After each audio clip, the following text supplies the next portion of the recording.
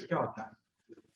Electrostatics सबसे पहले तुमको एक टॉपिक जब पढ़ता है ना तो उसका नाम से पहले फिगर आउट करना पड़ता है कि वो टॉपिक है क्या। ठीक है, जैसे अगर नॉर्मली तुम मैग्नेटिज्म बोलते हैं तो हाँ तुमको लगता है कि हाँ कुछ रिलेटेड टू मैग्नेटिज्म कुछ बात होगा। मैग्नेटिक्स नाम पढ़ के क्या समझ में आता है कि मैग्नेट के रिलेटेड कुछ होगा ना। उसी तरीके से अगर तुम इलेक्ट्रोस्टैटिक्स का बात करते हो तो इलेक्ट्रोस्टैटिक्स में अपने डील करेंगे इलेक्ट्रिक चार्जेस से। ठीक है, इलेक्ट्रिक चार्जेस का बिहेवियर कि अगर दो इलेक्ट्रिक चार्जेस अगर कोई डिस्टेंस अपार्ट है तो उनमें क्या कहानी हो रहा है। ठीक है, कहानी इन द सेंस कि वो बिहेवियर कैसा शो करेगा कि अगर मान दो चार्जेस ऐसे रहता है, अगर मैं हल्का सा इसको कुछ पोजीशन चेंज करता हूं या इसका चार्ज चेंज करता हूं तो इस पे इसका क्या इफेक्ट पड़ेगा, या अगर दोनों को ऐसे जोड़ दिए तो क्या इफेक्ट पड़ेगा। तो ये इलेक्ट्रोस्टैटिक्स उसी के ऊपर है। Electrostatics is the study of electric charges and their behaviours. ठीक है, बहुत जरूरी है इसका जानना। इलेक्ट्रोस्टैटिक्स का इंट्रोडक्शन लिख लो पहले, ये है क्या।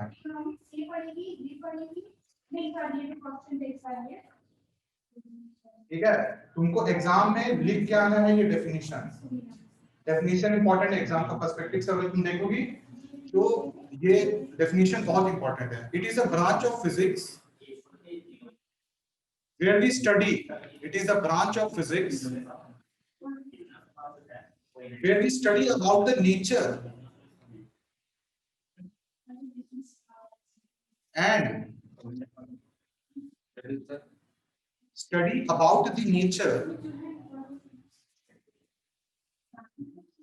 and distribution of charges,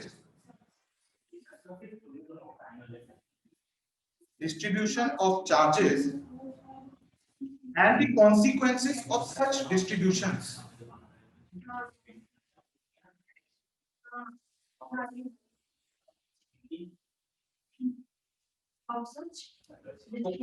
Such distributions. Charge is a property. Charge is a property associated with matter. Charge is a property associated with matter due to which it experiences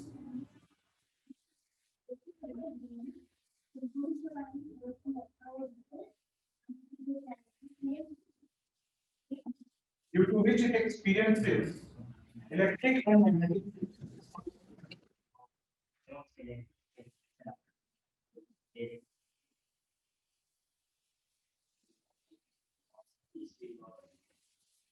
इसका पढ़ो एक बार, जो हम लिखा है उसको ध्यान से पढ़ो, क्या लिखा हुआ है।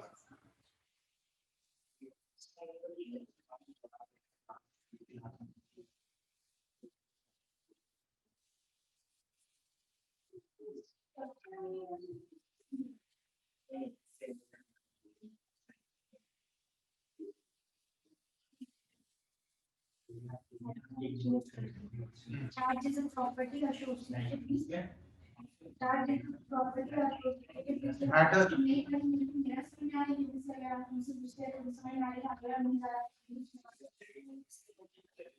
मैटर है तो चार्ज है, ठीक है, दोनों एसोसिएटेड रहता है। अगर मैटर नहीं हो तो चार्ज भी नहीं हो।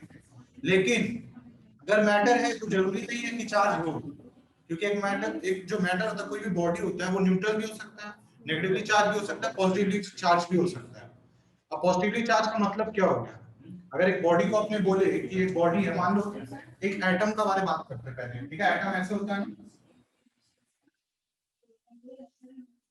इसको बोलते हैं शेल। ठीक है, ये होता है न्यूक्लियस। इसमें क्या होता है, इसमें प्रोटॉन्स एंड न्यूट्रॉन्स भर्ती रहते हैं। प्रोटॉन पॉजिटिवली चार्ज होता है और न्यूट्रॉन्स क्या होता है, न्यूट्रल रहता है, उनमें कोई चार्ज नहीं रहता है। एंड जहां पे क्या होता है, इलेक्ट्रॉन्स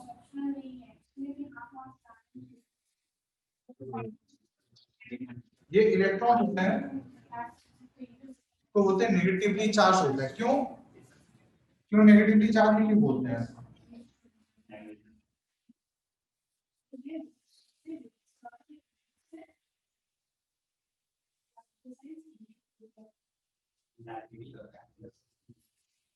ये हो गया इलेक्ट्रॉन्स, ये हो गया न्यूक्लियस। जब प्रोटॉन्स और न्यूट्रॉन्स बंधा हुआ रहता है बहुत ज्यादा न्यूक्लियर फोर्स के कारण, तो पैक जो पूरा जो लेयर होता है उसको अपने बोलते हैं न्यूक्लियस। और इनमें जो दो कंस्टिट्यूएंट पार्टिकल होता है वो होता है न्यूट्रॉन और प्रोटॉन। ठीक है, प्रोटॉन अपने बोलते हैं पॉजिटिवली चार्ज,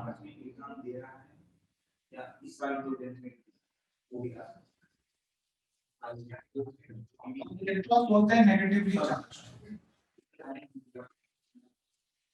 अपना कॉपी में ऐसे लिखना नेगेटिवली चार्ज, ठीक है, लेकिन एग्जाम में पूरा लिखना है।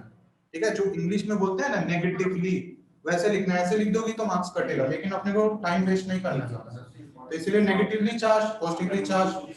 न्यूट्रॉन का नाम से ही समझ में आ जाएगा न्यूट्रल है।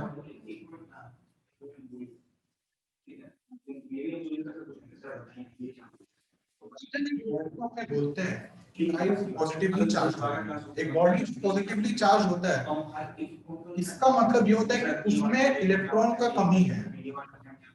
ठीक है, positive charge implies less amount of electron.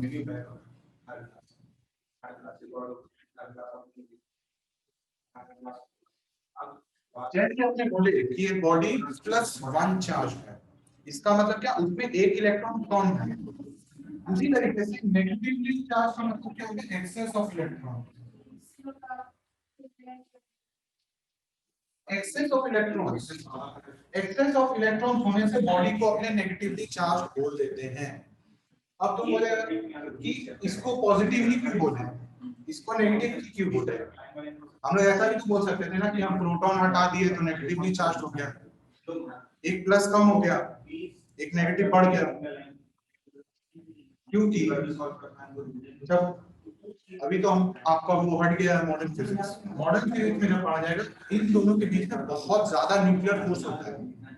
अगर प्रोटॉन को हटाती हो तो वो न्यूक्लियर रिएक्शन हो जाएगा, न्यूक्लियर रिएक्शन होगा।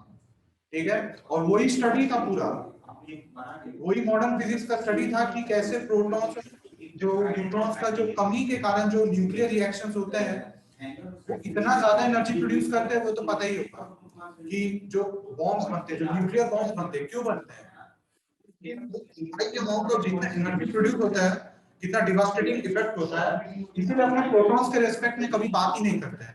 इलेक्ट्रॉन्स का है ना, इलेक्ट्रॉन्स बाहर का शेल में रहता है, जिसमें क्या होता है, प्रोटॉन और ये न्यूक्लियस और इलेक्ट्रॉन के बीच में क्या होता है, अट्रैक्शन होता है।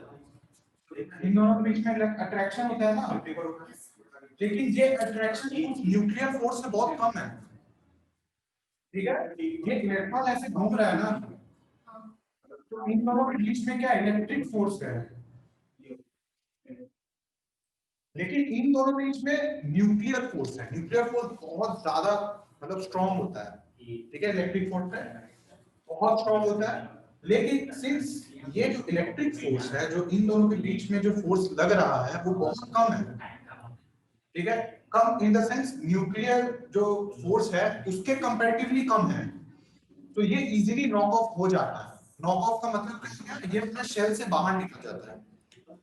ठीक है, मॉडर्न फिजिक्स में पढ़ाते हैं कि अगर इस इलेक्ट्रॉन को एक पर्टिकुलर एनर्जी दे दिया जाए, ये क्या करता है, या तो दूसरा शेल में प्रमोट हो जाता है या तो ये अपना शेल से बाहर निकल जाता है। ठीक है, कब रिएक्शन पड़ी होगी ना H2, कभी H+ हो जाता है, प्लस एक इलेक्ट्रॉन निकल जाता है या दो इलेक्ट्रॉन निकल जाते हैं ऐसे करके, तो इसी को बोलते हैं कि उसमें से इलेक्ट्रॉन या तो निकला है या तो इलेक्ट्रॉन्स ऐड हुआ है। उसी के कंपैरिजन में अपने बोलेंगे कि वो नेगेटिव चार्ज है या पॉजिटिवली चार्ज है। मतलब कि अगर एक बॉडी है उसमें इलेक्ट्रॉन ऐड कर दिए बाहर से, तो क्या होगा, एक न्यूट्रल बॉडी था, एक नेगेटिव चार्ज दे दिए तो क्या हो गया, नेगेटिव चार्ज हो गया। और यही अगर इसमें से एक न्यूट्रल बॉडी से एक इलेक्ट्रॉन निकाल लिए बाहर तो क्या हो गया, पॉजिटिवली चार्ज हो जाएगा। यही मेन कॉन्सेप्ट है।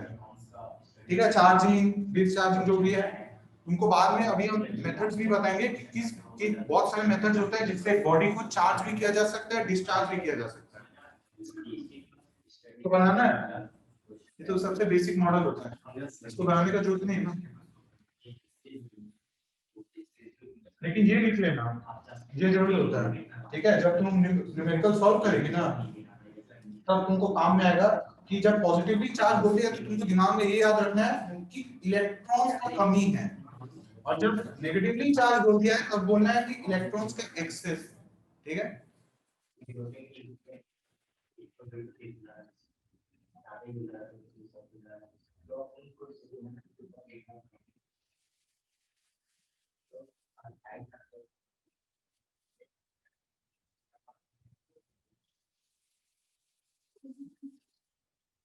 इलेक्ट्रिक चार्ज क्या होता है पता है? इलेक्ट्रिक चार्ज क्या होता है? इलेक्ट्रिक चार्ज तो बोलते हैं इलेक्ट्रॉन, प्रोटॉन, न्यूट्रॉन, पॉजिट्रॉन, बहुत सारा होता है, बोसॉन भी होता है, फर्मियन भी होता है। इलेक्ट्रॉन का चार्ज कितना है? इलेक्ट्रॉन का चार्ज कितना है? इलेक्ट्रॉन हो गया, फिर प्रोटॉन्स, न्यूट्रॉन्स, फिर बहुत सारा होता है, लेकिन अपना में क्लास 12 तक यही है, इलेक्ट्रॉन, प्रोटॉन, न्यूट्रॉन। ये होता क्या है? इसको इलेक्ट्रिक चार्ज क्यों बोलते हैं? क्योंकि तरह से चार्ज से क्योंकि इलेक्ट्रॉन्स में अट्रैक्ट किया जाता है पर रेफरेंस। अच्छा, इसको नेगेटिव क्यों बोलते हैं फिर, और इसको पॉजिटिव ही क्यों बोलते हैं, इसको जीरो ही क्यों बोलते हैं?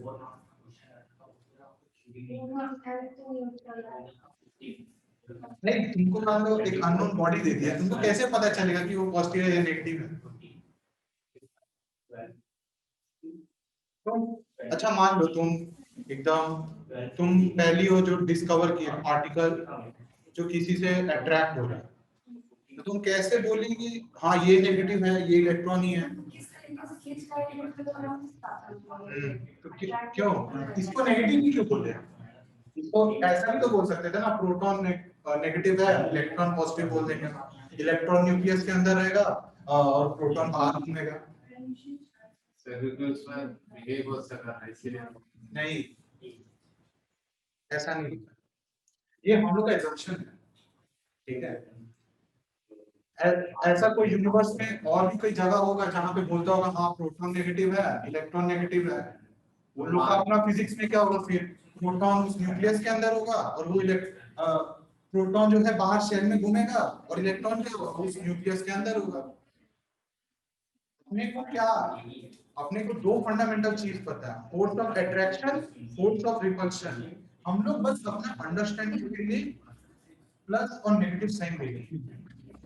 ठीक है, सुनना, इधर में जो दिखा रहा है ऐसा नहीं, ये मिरर दिखा रहा है तो लोग को सीधा दिखेगा। हाँ शायद कोई प्रॉब्लम, एक बार ज्वाइन करके देख, कोई टेढ़ा मेढ़ा दिख रहा होगा ठीक है। तो हम तुमको सिर्फ ये बताना चाहते हैं, ये सिर्फ assumption है। ठीक है, assumption कि हाँ इसको हम पॉजिटिव बोल देंगे, इसको हम नेगेटिव बोल देंगे, तब लड़ाई हो जाएगा। तो एक कॉमन होता नहीं है, अमेरिका में कुछ बोल दिया, रशिया में कुछ बोल दिया, पहले तो सब अलग अलग ही था, जर्मनी में इतना सारा बड़ा बड़ा साइंटिस्ट था, सब बोलता था नहीं हम जो बोलेंगे वही होगा। इसीलिए जो स्केल अलग अलग हो गया कि कोई केजी को मानता है, कोई पाउंड को मानता है। लेकिन फिजिक्स के लिए हम लोग इसको जो फंडामेंटल पार्टिकल्स हैं इनके लिए हम लोग ये असाइन करके रखे हैं, ताकि पूरा यूनिवर्स जो धरती में जितना भी ह्यूमंस है जो फिजिक्स फॉलो करते हैं उनको ये दिक्कत ना हो। इतना पता होगा, नेगेटिव नेगेटिव रिपेल करता है, पॉजिटिव नेगेटिव अट्रैक्ट करता है। ठीक है, और न्यूट्रल तो कुछ भी नहीं करता है, न्यूट्रल सीधा बैठा रहता है अपना शांति। ठीक है, टॉपिक दे दो, प्रॉपर्टीज ऑफ चार्ज। पहले चार्ज क्या था वो, चार्ज क्या होता है? इतना देर से हम क्या बोल रहे थे, जो इलेक्ट्रॉन निकल रहा है बाहर है, ये फंडामेंटल पार्टिकल है। फंडामेंटल पार्टिकल का मतलब पता है तुमको क्या होता है? इसके आगे हम लोग कुछ ले नहीं डिवाइड नहीं कर सकते इसको, इसके ये ही है, ये एटम का वो सबसे छोटा कण, मतलब क्या बोलते हैं, उस फंडामेंटल पार्टिकल जो उसको और नहीं तोड़ा जा सकता। ठीक है, मॉलिक्यूल को तोड़ते हैं एटम मिलता है, एटम को तोड़ते ही फंडामेंटल पार्टिकल मिलता है, प्रोटॉन, न्यूट्रॉन और बहुत सारा होता है, अभी मेरे को भी नहीं पता है, इतना सारा फंडामेंटल पार्टिकल है। बोसॉन्स भी होता है, जो मैक्सवेल बोसॉन, छोड़ो बता दीजिए उसके बाहर चलता है। ठीक है, तो इलेक्ट्रिक चार्ज क्या होता है? इलेक्ट्रिक चार्ज एक ऐसा पार्टिकल होता है जो इलेक्ट्रिक और मैग्नेटिक फील्ड से अफेक्ट होता है। ठीक है, उसमें इफेक्ट होता है, उसको हम सब समझाएंगे कैसे होता है। जैसे मान लेते हैं तुमको एग्जांपल दे रहे हैं सिखाने के लिए, ठीक है। ये अभी तुमको शायद समझ में ना आए। जैसे मान ले प्रोटॉन है, ठीक है, एक पॉजिटिव चार्ज है, ठीक है, प्रोटॉन भूल जाओ। इलेक्ट्रिक फील्ड पता है ना क्या होता है, छोटा मोटा आइडिया तो हो गया थोड़ा सा। एक पॉजिटिव चार्ज ना उसको हम इलेक्ट्रिक फील्ड में डाल दिए, ठीक है। नेचर में ये सब एग्जिस्ट करता है, ठीक है, लेकिन हम लोग इसका स्टडी कर रहे हैं कि ये कैसे बिहेव करता है, ठीक है। अगर इस पॉजिटिव चार्ज को यहाँ रखेंगे क्या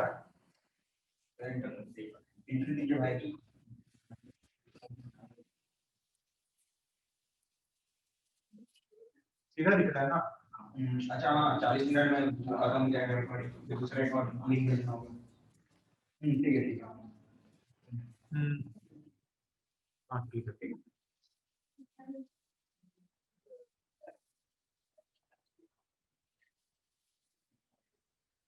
समझ में आ रहा है? तो देखो अगर इलेक्ट्रिक फील्ड होता है ना, नेचर में ये सब एग्जिस्ट करता है, बस हम लोग इसका स्टडी कर रहे हैं कि किस तरीके से बिहेवियर चेंज होता है। हम लोग चार्ज क्रिएट नहीं करते हैं, charge can never be created nor can it be destroyed. ये सबसे बेसिक पॉइंट है जो बचपन में पढ़ता है लेकिन तुम लोग ध्यान नहीं देता है।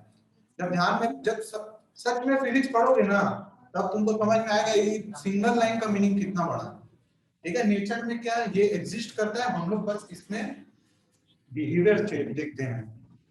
हम लोग देखते ही नहीं, हम लोग को क्या पता है, हम लोग को क्या मतलब बनता है कि चार्ज को रख के देख रहे इलेक्ट्रिक फील्ड में बिना मतलब का। न्यूक्लियर टेस्ट कर रहे हैं, मरेंगे बिना हम लोग।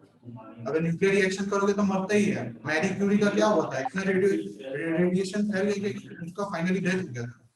वो रेडियोएक्टिव पार्टिकल्स के साथ काम करती थी। इसमें क्या है ना, हम लोग फिजिक्स का हेल्प से अपना लाइफ को बेटर बनाने का कोशिश करते हैं। जो भी आजकल जितना भी तुम फोन चला रही हो उसमें प्रोसेसर लगा है ना, उनमें से फिजिक्स लगा हुआ है। फिजिक्स केमिस्ट्री अलग अलग जो बोलते हैं ना फील्ड्स का सबका ज्ञान मिला के बनाया जाता है, ठीक है। जब तुम फेंकता है अपना फोन को ऐसे फेंक देता है, ड्रॉप टेस्ट बोलते हैं ना, बहुत लोग करता है, तुम लोग का तुम्हारी भाषा में आराम से समझ में आएगा। फोन को ऐसे उठा के इसे पटकता है तो बोलता है टूटा कि नहीं टूटा। वो फिजिक्स लगाया जाता है कि हम इतना हाइट से फेंकेंगे तो उस पर कितना इम्पैक्ट पड़ेगा, वो इम्पैक्ट पड़ेगा, स्क्रीन टूटेगा कि नहीं टूटेगा, वो सब डिपेंड करता है। और वो कंपनी टू कंपनी डिपेंड करता है। अगर मान लो कंपनी इतना हाइट का कैलकुलेट किया तो इधर से फेंका तो टूट जाएगा। तो इसीलिए हम लोग फिजिक्स का पूरा ज्ञान को जो है यूज करके अपना लाइफ को इजी बनाने के लिए, ठीक है। सो अगर ये इलेक्ट्रिक फील्ड है और उसमें कोई पॉजिटिव चार्ज रखते हैं तो ये चार्ज क्या करेगा, ये मूव करने लग जाएगा, मूव करेगा इसी डायरेक्शन में, और वो फोर्स होता है क्यूई, ठीक है। और ये मॉडुलर फोर्स, ठीक है। जब हम वेक्टर नहीं दिखा रहे इसका मतलब उसका हम मॉड लिए, मॉड माने खाली उसका कितना स्ट्रेंथ है, डायरेक्शन का कुछ मतलब नहीं है, लेकिन डायरेक्शन तो यही होगा, ठीक है। इलेक्ट्रिक फील्ड जो होता है ना उसमें अगर किसी चार्ज को रखते हैं तो उसमें हलचल होती है। अगर जैसे इसको चार्ज में रख दिए तो ये क्या है, तो भागेगा इधर उधर। अगर नेगेटिव चार्ज होगा तो वो इधर को भाग जाएगा। अगर न्यूट्रॉन को लिखा जाएगा जो उसमें जीरो चार्ज होगा, जीरो है, न्यूट्रॉन है, न्यूट्रल बॉडी है अगर, तो वो वहीं का वहीं बैठा रहेगा। अगर नेगेटिव चार्ज है तो इधर को भागेगा, पॉजिटिव चार्ज है तो इधर को भागेगा। ऐसा क्यों, उसी का स्टडी करना, ठीक है।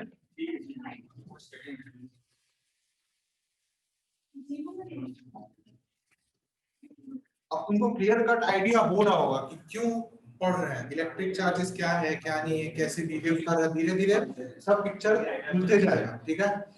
इलेक्ट्रिक चार्ज का प्रॉपर्टीज देखो, और ये प्रॉपर्टीज जो है ना बोर्ड में पूछा अगर इलेक्ट्रिक चार्ज का प्रॉपर्टी एग्जैक्ट ऐसे ही लिखना है, ठीक है। अपना भाषा मत ऐड कर देना, भाषा ऐड करेगा तो खराब हो जाएगा, ठीक है। लेकिन अच्छा एक सेकंड, ये जो मैंने डेफिनेशन पहले लिखाया था तुम लोगों ने पढ़ा था ना, इसमें क्या होता है कि it is a branch of physics where we study the nature and distribution of electric charges and consequences of such distribution. इसका मतलब क्या हो गया कि हम लोग इलेक्ट्रिक चार्ज का नेचर पढ़ेंगे, उनका डिस्ट्रीब्यूशन पढ़ेंगे, पैटर्न पढ़ेंगे कि मान लो अगर मतलब एक तीन चार्ज को हम ट्रायंगल में रख दिए, उन ट्रायंगल में रखने से क्या होगा, ठीक है। अगर मान लो बॉम्ब को फेंक दिए, न्यूक्लियर बॉम्ब, तो क्या कॉन्सिक्वेंस होगा, उसका कॉन्सिक्वेंस क्या होगा, पूरा सिटी बर्बाद हो जाएगा, तो वो कॉन्सिक्वेंस हो गया। ठीक है। और डिस्ट्रीब्यूशन हम लोग किए कि हाँ भाई हम यहाँ से देखेंगे कितना गिरेगा, कौन मरेगा नहीं मरेगा वो कैलकुलेट कर देता है पहले, कितना कितना होगा वो लोग सब कैलकुलेट करके फेंकता है। और उसमें भी फिजिक्स लगता है। हेलीकॉप्टर एग्जांपल याद है ना 11 में प्रोजेक्टाइल मोशन में कि हाँ अगर यहाँ फेंकेंगे तब जाके ऐसे जाके गिरेगा उधर अपना पोजीशन में, उसका न्यूमेरिकल भी कराया था ये हो शायद। अच्छा प्रॉपर्टीज ऑफ चार्ज लिख लो, ठीक है। और तुमको दो चाहिए एग्जाम में कि हाँ तुम 2 प्रॉपर्टी लिखो, 3 प्रॉपर्टी लिखो या 4 प्रॉपर्टी लिखो, तो वो जितना होता है तुम अपना हिसाब से लिख देना, कोई दिक्कत नहीं। Charge is always associated with matter mass. Charge is always associated with matter or mass.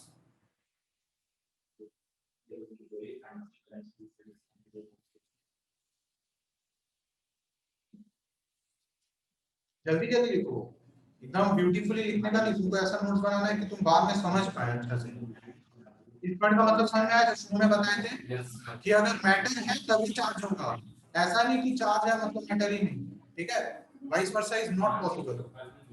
Charge matter के वजह से ही एग्जिस्ट करता है, इतना दिमाग में डाल लेना, ठीक है। हवा में कोई चार्ज नहीं है, वो मैटर के अंदर ही रहता है, ठीक है।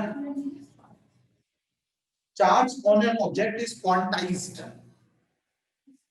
Charge on an object is quantized. Quantize का स्पेलिंग पता है ना सर ऑन क्या बोले charge on an object, on an उस ऑब्जेक्ट के ऊपर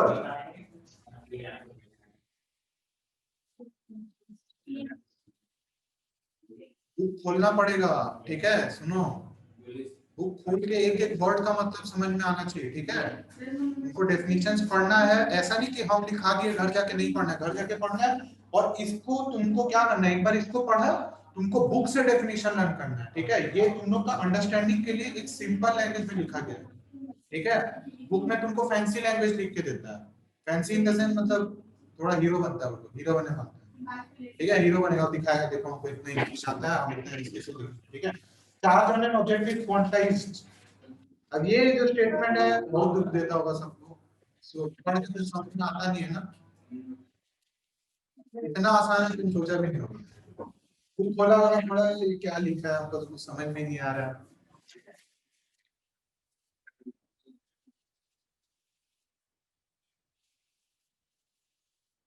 ठीक है। तो ये सब डिस्कवर करना पड़ता है, ठीक है। चलो कोई बात नहीं। चार्ज है ना ऑब्जेक्ट इज क्वांटाइज्ड का मतलब क्या होता है? कोई भी चार्ज होता है ना नॉर्मली अपने उसको क्यू से डिनोट करते हैं कि हाँ चार्ज है क्यू है, ठीक है। ऐसे लिख देते हैं क्यू। क्या इसमें ये लिखना सही रहेगा? फैक्टर होगा चार्ज वेक्टर क्वांटिटी नहीं, ये फंडामेंटल क्वांटिटी है, ठीक है। जैसे पढ़े हैं ना मीटर लेंथ, मीटर लेंथ ये सब है ना डायमेंशनल एनालिसिस में, उसमें चार्ज भी रहता है उस लिस्ट में, देखे ना। स्केलर फैक्टर स्केलर वेक्टर ने डायमेंशनल एनालिसिस का बात करें। डायमेंशनल एनालिसिस का मतलब क्या होता है कि किसी भी यूनिट का ना सबसे मतलब बोलते हैं ना तुम्हारा मदर टंग है कि हम सबसे यही भाषा में बात करते हैं, उसी तरीके से फिजिक्स में मदर टंग क्या होता है, ये यूनिट से रहता है। जैसे तुम पढ़ा होगा ना M L Q theta, temperature का ये सब रहता था ना, टाइम का टी रहता था, ऐसे पढ़ी ना। ये फंडामेंटल यूनिट्स है, चार्ज भी एक फंडामेंटल यूनिट है, वो वेक्टर नहीं है, ठीक है। उसमें वेक्टर साइन दे देगा तो गलती हो जाएगा, ना ही उसमें मैग्नीट्यूड का साइन वैसे दिया जाता है, लेकिन उसमें हम लोग देंगे जरूर क्योंकि वो सबसे ज्यादा जरूरी है हम लोग फिजिक्स के, ठीक है। Charge on an object is quantized का मतलब क्या होगा कि जो चार्ज है ना ऐसे एग्जिस्ट करता है हमेशा, ठीक है। इसका मतलब क्या हो गया? अच्छा इंटीग्रल वैल्यू, ठीक है। जैसे मान ली तुमको इवन वैल्यू निकालने बोला, कोई भी general even value, general even value, general even value value का मतलब क्या होगा? जैसे अगर मान लो तुमको कोई बोलता है अच्छा जनरल इवन वैल्यू कैसे निकालेंगे, कोई भी एक इवन वैल्यू है उसका हमको जनरल फॉर्म पता करना है, जैसे होता नहीं है सीरीज पढ़ते नहीं हो, जैसे हो गया 0 हो गया 2 हो गया, फिर जैसे अगर बोल देते हैं कि 2 4 6 8 10 12 चलते रहता है ना, ये सब इवन नंबर्स है ना, तो इसका एक जनरल फॉर्म क्या है? जनरल फॉर्म क्या है? मान लो तुमको एक वेरिएबल दे दिया n, तो तुम कैसे बताएगा कि हाँ हम ऐसा एक इक्वेशन क्रिएट करना चाहते हैं जो ये सारा वैल्यूज दे देगा। 2n होता है, ये इवन नंबर का सीरीज को रिप्रेजेंट करता है, जनरल फॉर्म बोलते हैं इवन नंबर्स का, ठीक है? क्यों? अभी बताते हैं। n को 0 डालो 0 आएगा, n को 1 डालो 2 डालो 4 आएगा, 3 डालो 6 आएगा, 4 डालेगा 8 आएगा। इसका मतलब क्या? n को तो कुछ भी डाल दो, वो इवन नंबर ही देगा हमेशा। उसी तरीके से ऑड नंबर का क्या होगा?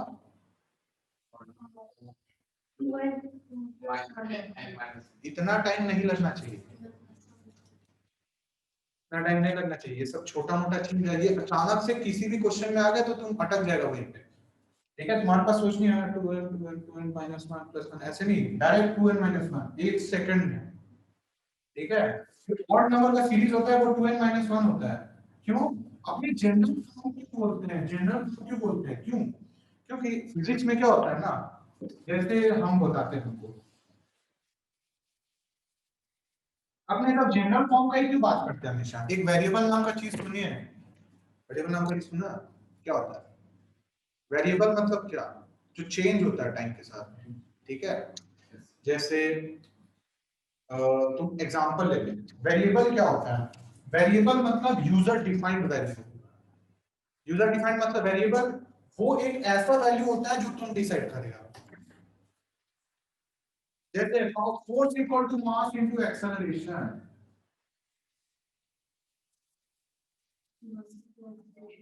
ऐसे क्यों लिखते हैं?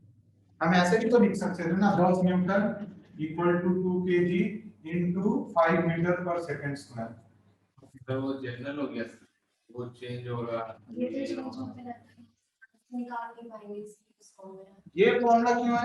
ये तुम अगर मान लो तुमको मास पता है, एक्सेलरेशन पता है, तो तुम अपने लिए फोर्स का वैल्यू निकाल सकती हो, अपना लिए फोर्स का वैल्यू निकाल सकता है। जैसे होता है ना कि हम यहाँ से फेंक दिए, यहाँ से फेंक दिए, यहाँ से फेंक दिए फोन को, तो वो एक जनरल फॉर्मूला पहले से डिफाइन है ना, v equal to u plus at, v equal to u square plus 2s। वो जनरल क्यों है? क्योंकि वो तुम्हारे ऊपर है, तुम कैसा एक्सपेरिमेंट परफॉर्म करने वाला है। उसी तरीके से ऑड सीरीज, इवन सीरीज, ये सब सिर्फ बताता है कि हाँ चार्ज ऐसा एग्जिस्ट करता है, या फिर ये ऑड सीरीज देता है, लेकिन तुमको उस ऑड सीरीज में कौन सा नंबर चाहिए वो तो तुम डिसाइड करेगी, या तुम डिसाइड करेगा। जैसे हमको चाहिए ऑड नंबर चाहिए 3 चाहिए, कैसे आएगा? 3 चाहिए, तो 4 होगा 1 माइनस, तो फिर हो गया ना, जनरल फॉर्म हो गया। तुम बोल दिया हम n को 2 डाल देंगे, हमको 3 मिल गया। हमको 9 चाहिए तो हम उस तरीके से चेंज कर लेंगे, n को 5 पुट कर लेंगे, n को 5 पुट करेंगे तो क्या आएगा? n माइनस 1 आएगा, जो कि आ जाएगा ना, जो कि मेरा रिक्वायर्ड नंबर है। अब ऐसा कोई ना, कोई लार्ज नंबर हो गया, कोई इतना बड़ा नंबर हो गया, कोई बड़ा ऑड नंबर कुछ हो गया तुम्हारे पास, तो तुम क्या सीरीज ढूंढेगी कि कौन सा ऑड नंबर है मेरा? तुम डायरेक्ट इस फॉर्मूला में नियरेस्ट n का वैल्यू डालेगी और डायरेक्ट तुमको मिलेगा कि हाँ, डायरेक्ट तुमको मिलेगा हमको मेरा रिक्वायर्ड नंबर, जो मेरे को वो चाहिए चीज, वो जो चीज चाहिए वो किसका जो है ना। उसी तरीके से ये चार्ज का क्वांटाइजेशन का जो है थ्योरी, ये मैक्सवेल चैप्टर दी है, ये चार्ज का प्रॉपर्टी है, ठीक है? इसको याद रखना है, ये चार्ज का सबसे इंपॉर्टेंट एंड बेसिक प्रॉपर्टी है, द चार्ज इज क्वांटाइज्ड। इसका मतलब क्या हो गया? नीचे लिख लो, दिस मींस, नीचे लिखो, ये पहले ये इक्वेशन लिख लो एक बार, ठीक है? एक बार इक्वेशन लिख लो,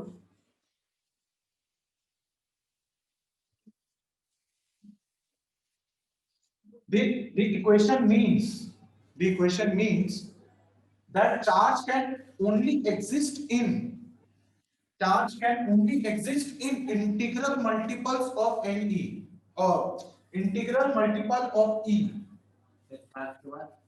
Charge can only exist in integral multiple of e,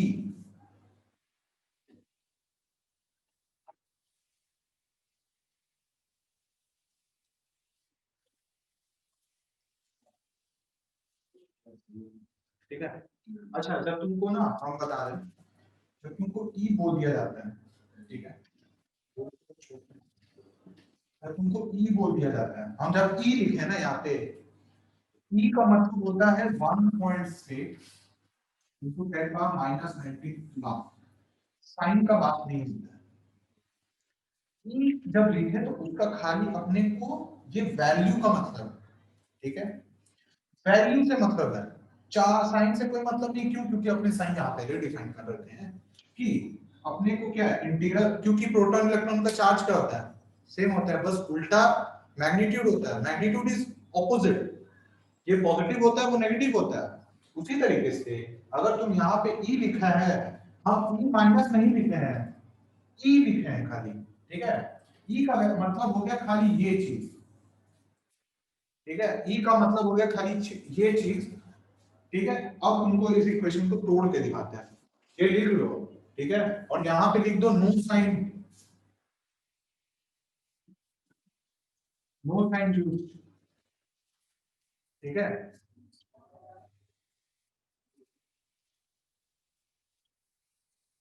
लिख लिए? अरे सर क्या बोलूं,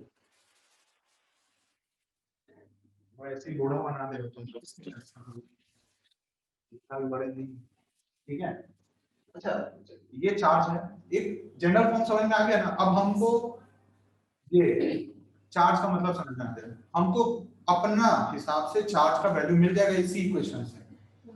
ये इक्वेशन क्या बोलता है कि चार्ज अगर इसे फॉलो करता है कोई भी चार्ज तो वो एग्जिस्ट करेगा, अगर नहीं करता है तो नहीं करेगा, क्योंकि ये इंटीग्रल मल्टीपल में ही रहता है। ऐसा लाइन हम क्यों लिखा है कि charge always exist in integral multiple of E why, क्योंकि सर इलेक्ट्रॉन टूट के थोड़ी होगा, अब एक इलेक्ट्रॉन दो इलेक्ट्रॉन डेढ़ इलेक्ट्रॉन थोड़ी काट तो के इलेक्ट्रॉन के चार्ज को थोड़ी बात करते हैं। हाँ, उसीलिए इंटीग्रल को यूज किया गया है। अगर हम n को हाफ डाल देते तो चार्ज क्या आ जाता, हाफ ई, ठीक है, पॉजिटिव मान लिए, हाफ ई पॉसिबल ही नहीं है। हाफ ई का मतलब क्या होगा, एक ई का दो टुकड़ा कर दिया, ठीक है, और 3/2 ई का मतलब क्या हो गया, एक आधा टुकड़ा लिए और एक एक टुकड़ा, दोनों को जोड़ने के बाद अपने को जो मिला वो हो गया। वो एग्जिस्ट नहीं करता है ना, क्यों? क्योंकि हाफ ई एग्जिस्ट नहीं करता है, आधा इलेक्ट्रॉन एग्जिस्ट नहीं करता है, तो उसका बात करके कोई मतलब नहीं है।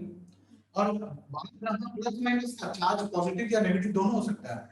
पॉजिटिव नेगेटिव अपना साइन कन्वेंशन है। साइन कन्वेंशन से क्या पता चलेगा कि हाँ, अगर दो नेगेटिव बॉडी, अगर दो बॉडी है, इसको ऐसे ऐसे किए रिपेल कर रहा है, तो वो क्या हो सकता है, या तो दोनों पॉजिटिव है या तो दोनों नेगेटिव है। लेकिन अपने को अगर एस्टैब्लिश करना है कि ये कौन सा चार्ज है, तो अपने को एक ऐसा बॉडी पहले से पता होना चाहिए जो पहले से या पॉजिटिव है या तो नेगेटिव है। मान लो एक अननोन बॉडी है जो अट्रैक्ट रिपेल कर रहा है किसी से, ठीक है, दो बॉडी रिपेल कर रहा है, लेकिन हमको ये पता है इसके ऊपर पॉजिटिव चार्ज है, ठीक है, हम लाए, ये दोनों अट्रैक्ट हो गए पूरा, इसका मतलब क्या हुआ, ये नेगेटिव चार्ज है, ये दोनों ही नेगेटिव चार्ज था। अगर मान लो इसमें नेगेटिव चार्ज होता तो ये दोनों भी रिपेल करता, अगर दोनों रिपेल कर रहा है तो इसका मतलब क्या हो गया कि ये नेगेटिव चार्ज। तो अपने को नेचर में ऐसा बॉडी जरूर पता होना चाहिए जो या तो पॉजिटिव है या तो नेगेटिव है, ठीक है। इसीलिए तुम जब बुक खोल के पढ़ोगी या पढ़ेगा तो उसमें देखना तुमको सिल्क, सिल्क क्लॉथ या फिर ग्लास, ये सब पे बोलेगा रब करो, या ये सब करने के बाद बोलता है कि ये पॉजिटिव ये नहीं, क्योंकि वो नोन चार्जेस है कि हाँ उसका साइन हमको पता है कि या तो वो बॉडी पॉजिटिवली चार्ज है या तो वो बॉडी नेगेटिवली चार्ज है, ठीक है।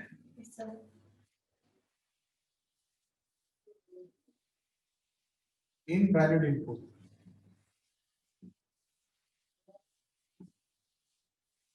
एंड इसके बाद तुमको ये एक्सप्लेन भी करना है, ठीक है।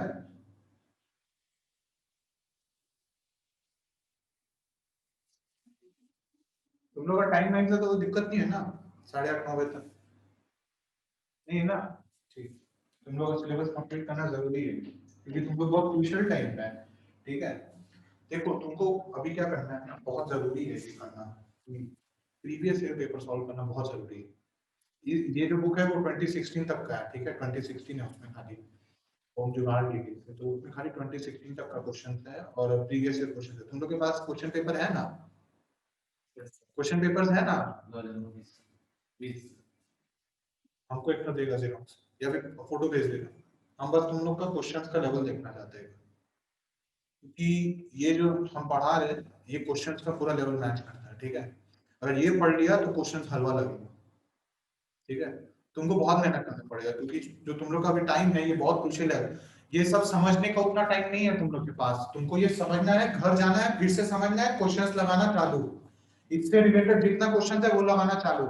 मॉडल टेस्ट पेपर है ना तुम लोग के पास, तो उन मॉडल टेस्ट पे हम तुम लोग को लास्ट में बताएंगे तुम लोग को कैसे पढ़ना है, ठीक है? पहले इसको कंप्लीट कर लेते हैं, ठीक है? यहाँ पे लिखना है, यहाँ पे लिखना है नीचे, here n equal to half is an invalid input, n equal to half or any non-integer value, n equal to half or any non-integer value or any non-integer value is an invalid input,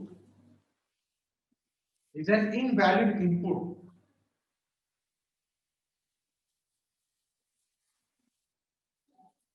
is an invalid input as इसको equation 1 ऐसे नाम दे देना, as the equation 1 as the equation 1 suggests, equation 1 suggests, equation 1 suggests that an electron can never be divided, an electron can never be divided,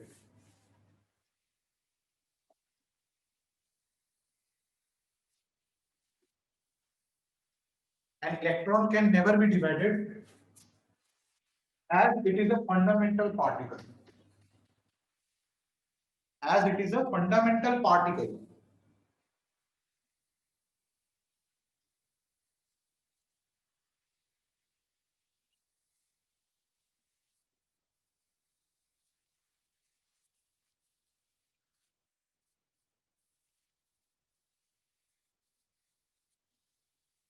ये लिखिए ना,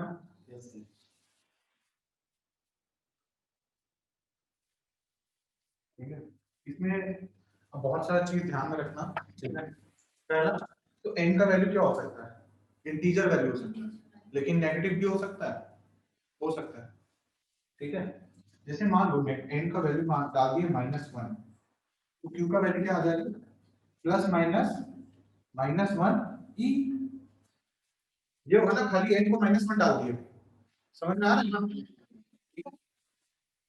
अब क्या होगा? दो चार्जेस पॉसिबल है, या तो माइनस ही होगा या तो प्लस ही होगा, तो ये n का वैल्यू भी हम लोग को एकदम देख के पुट करना पड़ेगा कि हमको नेगेटिव चार्ज चाहिए या पॉजिटिव चार्ज चाहिए, ठीक है?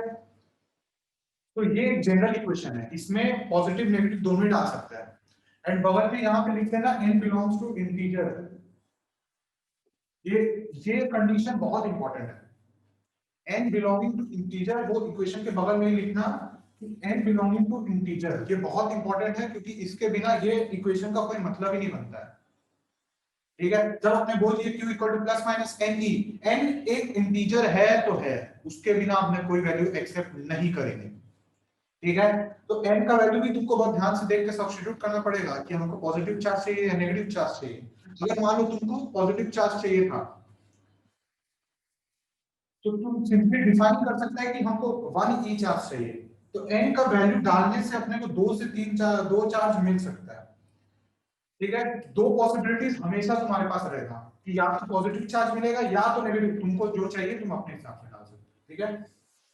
ये क्वांटाइजेशन ऑफ चार्ज का मतलब यही होता है। क्वांटाइजेशन ऑफ चार्ज का मतलब क्या हो गया कि जो इलेक्ट्रॉन, जो चार्ज, इलेक्ट्रिक चार्ज है वो हमेशा इंटीग्रल मल्टीपल में ही एग्जिस्ट करेगा, ठीक है?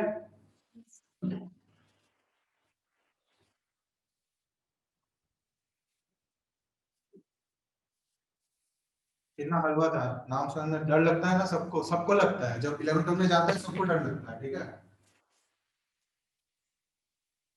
अच्छा एक और दूसरा पॉइंट देखो, अगला पॉइंट चलो, charge is conserved for an isolated system.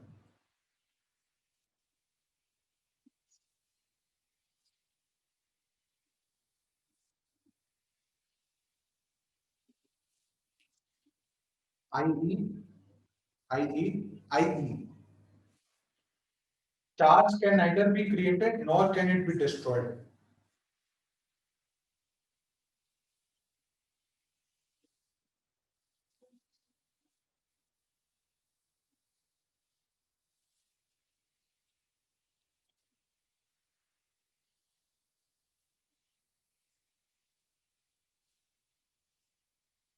Charge can neither be created nor can it be destroyed. लिख लिए ना भाई, जल्दी लिख। आज चला एग्जाम में कैसे लिखेगा 3 घंटा? ऐसे अपने आप को वो मत करो, जितना हो सके उतना थकाओ, जितना हो सके उतना बैठ के क्वेश्चन ऐसे रगड़ना पड़ता है। इसको पढ़ो एक बार ध्यान से, चलो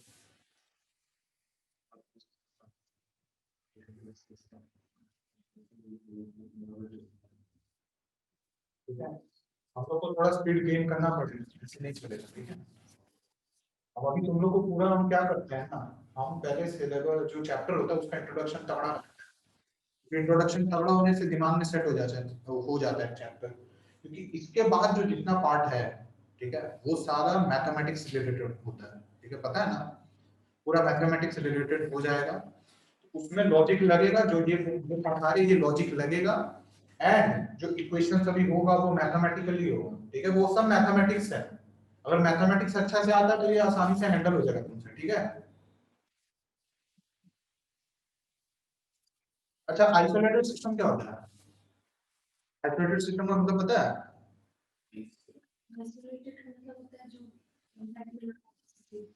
नहीं, वो नहीं होता आइसोलेटेड का। आइसोलेटेड सिस्टम का एकदम बॉक्स डब्बा मान सकती है, ठीक है। अगर 3 बॉल है और 3 चार्ज है तो वो बक्सा के अंदर ही रहेगा, ठीक है, बक्सा के अंदर ही रहेगा, ठीक है। इस बक्सा को दुनिया से कोई मतलब नहीं है। आइसोलेटेड का मतलब ये हो गया कि तुम मान लो इसको गर्म की या कुछ भी की, कोई मतलब नहीं है, ठीक है। अब आइसोलेटेड सिस्टम अलग अलग तरह का होता है, ठीक है, तुम पढ़े होगे ना थर्मोडायनेमिक्स में, अलग अलग आइसोलेटेड सिस्टम होता है। लेकिन अपने को वो उतना में नहीं जाना, अपने को जनरल एक आइसोलेटेड सिस्टम का मतलब ये हो गया कि अगर एक सिस्टम है जिसमें कोई एक डेफिनेट अमाउंट ऑफ चार्ज है, तो उस सिस्टम में उस चार्ज को रहने उतना ही चार्ज रहेगा। नहीं, वो मतलब नहीं है, मतलब बाहर के किसी चीज, बाहर से कोई मतलब नहीं, ठीक है, कंडक्टिव कंडक्टर बाहर के किसी चीज का असर नहीं पड़ेगा। बोल सकता है। आइसोलेटेड सिस्टम मतलब बाहर से किसी को कोई मतलब नहीं, अंदर अंदर वाला अंदर, बाहर वाला बाहर, ठीक है। इस पॉइंट का मतलब क्या है कि अगर तुम बोल दी, मान लो, इसका हम एग्जांपल हमेशा समझाते हैं, ठीक है। मान लो ये था 1 कूलम, ये 2 कूलम, ये 3 कूलम, ठीक है, ये तीनों चार्ज ऐसा ऐसा था, ठीक है। तुम क्या किया, तुम बोला कि ये सेम आइसोलेटेड सिस्टम है, सेम सिस्टम है, ठीक है, ये ड्रॉ करते हैं। अब इसमें हम 4 चार्जेस कर दिए, ठीक है, इसमें हम 4 चार्जेस कर दिए और हम बोल दिए ये 1 कूलम है, ये 3 कूलम का चार्ज है। वो एक और एक होगा, क्यों होगा? क्योंकि आप बाहर से कुछ छोड़ रहे हैं तो अपने हिसाब से नहीं होगा। ऐसा नहीं होता है, ऐसा नहीं सोचना है हमेशा। ये पॉइंट का मतलब ही देखो क्या लिखा है, charge is conserved for an isolated system. Conserved का मतलब क्या हो गया, तो चार्ज था सिस्टम के अंदर वो कभी चेंज नहीं हो सकता है, चाहे वो तुम उसमें कुछ भी करो, लेकिन तुम चार्ज उस सिस्टम से गायब नहीं कर सकते हो।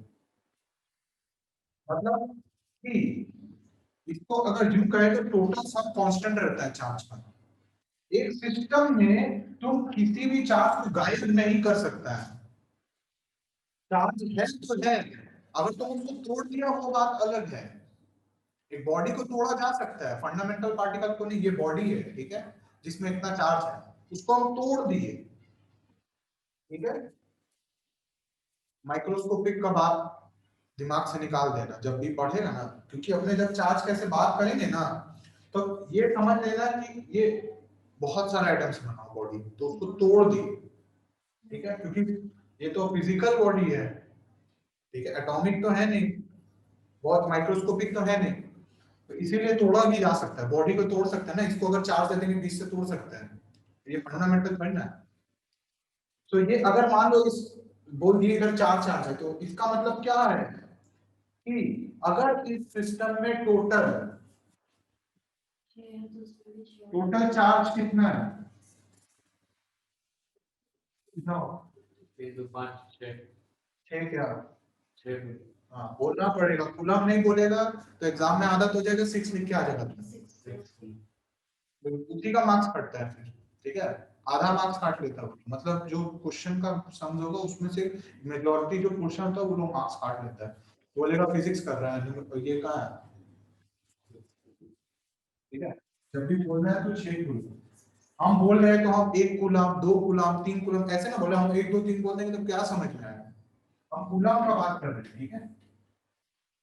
ये हो गया 6 कूलम, इसका टोटल सम कितना है 4 प्लस 4, ये टोटल चार्ज हमेशा 6 होना चाहिए, क्योंकि ये दोनों सेम ही आइसोलेटेड सिस्टम है, charge can neither be detected nor can it be destroyed, इसका मतलब क्या कि ये 2 कूलम नहीं हो सकता है, क्यों, क्योंकि हम बाहर से एक चार्ज को क्रिएट नहीं कर सकते आइसोलेटेड सिस्टम में, ठीक है, इसीलिए सिर्फ इसका चार्ज कंजर्व रहना है तो इसको हम x मान लिए, इसको y मान लिए, ठीक है, लेकिन अपने को उतना करना नहीं अभी के लिए, ठीक है, उतना कॉम्प्लेक्स इक्वेशन नहीं बनाना है, तो सिंपली ये हम बॉडी को तोड़ दिए, ठीक है, तो ये चार्ज कुछ भी हो सकता है, ठीक है, सर जो यही इसका 3 और 1 4 2 ही होगा ना, 2 कूलम ही होगा ना, मतलब 6 तो है आइसोलेटेड सिस्टम में, टोटल चार्ज 6 कूलम होना 6 चाहिए, कूलम होना चाहिए, ये हो गया 4 4 कूलम, एक अरे ठीक है, एक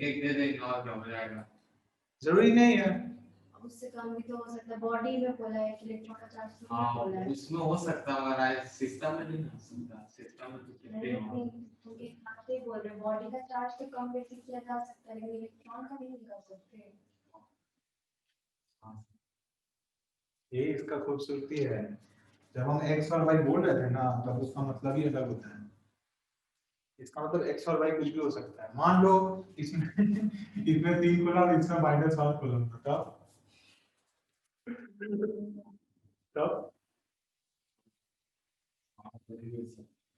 सिस्टम में 6 होना चाहिए, 6 कूलम, बाकी ये डिपेंड करता है चार्ज डिस्ट्रीब्यूट कैसे हुआ है, वो डिफरेंट इक्वेशंस होते हैं जिससे पता चल जाता है, ठीक है, जब 3 कूलम -1 कूलम होगा तब भी तो 2 कूलम टोटल हो रहा है, लेकिन चार्ज डिस्ट्रॉयड या खत्म कुछ नहीं हुआ, हम बताएंगे अगला एक्सपेरिमेंट में, हम जरूर बताएंगे कि ये क्यों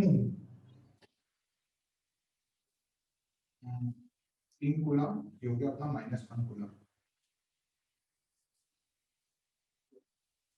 ठीक है, इसको एक बार देख लो,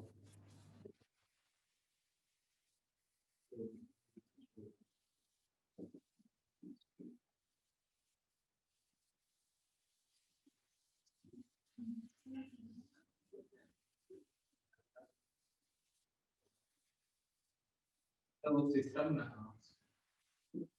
बना ले, बना लो, उतना नहीं ड्राइंग करना है, हाँ पेन पेंसिल जो है सबसे बना लो, टाइम वेस्ट नहीं करना बिल्कुल भी, अपने ड्राइंग क्लास में नहीं है, फिजिक्स में हमेशा ऐसे ही बनाया जाता है, कॉपी देख लो कि डर जाओगे ऐसा ऐसा डायग्राम बना, अपने को फिजिक्स से मतलब है, ड्राइंग से मतलब नहीं है, ठीक है, जल्दी जल्दी बना लो, थोड़ा स्पीड पकड़ेंगे क्योंकि काफी बेसिक तुम लोग क्लियर हो गए,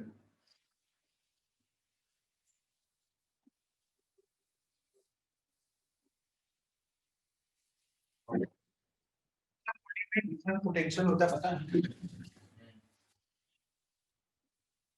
कि चार्ज इलेक्ट्रिसिटी थोड़ा बहुत पढ़े हो ना कि पॉजिटिव टर्मिनल से नेगेटिव टर्मिनल फ्लो करता है, हाँ वो तो पॉजिटिव हाई पोटेंशियल होता है, नेगेटिव लो पोटेंशियल होता है, तो चार्ज वहां से वहां फ्लो करता है, वैसे ही बॉडी का भी पोटेंशियल होता है, ठीक है, तो बॉडी को पॉजिटिव वो मानो टर्मिनल, ठीक है, एक बॉडी है, कोई एक पॉजिटिव बॉडी टर्मिनल है, ठीक है, और एक नेगेटिव बॉडी, इसको तुम बैटरी का पॉजिटिव नेगेटिव से रिलेट कर रहे हो, ठीक है।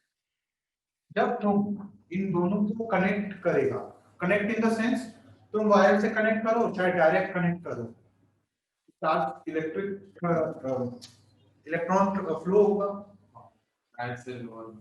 इलेक्ट्रॉन फ्लो करेगा, इलेक्ट्रॉन फ्लो नहीं करता है, फ्लो नहीं करंट फ्लो करता है, करंट इलेक्ट्रॉन उल्टा फ्लो करता है। ये करंट इलेक्ट्रिसिटी में समझा देंगे, ठीक है, ये कंफ्यूजन रहता है सबको, ठीक है, इलेक्ट्रॉन ऐसे फ्लो कर जाता है हाँ क्योंकि इसमें एक्सेस है, इसमें कमी है,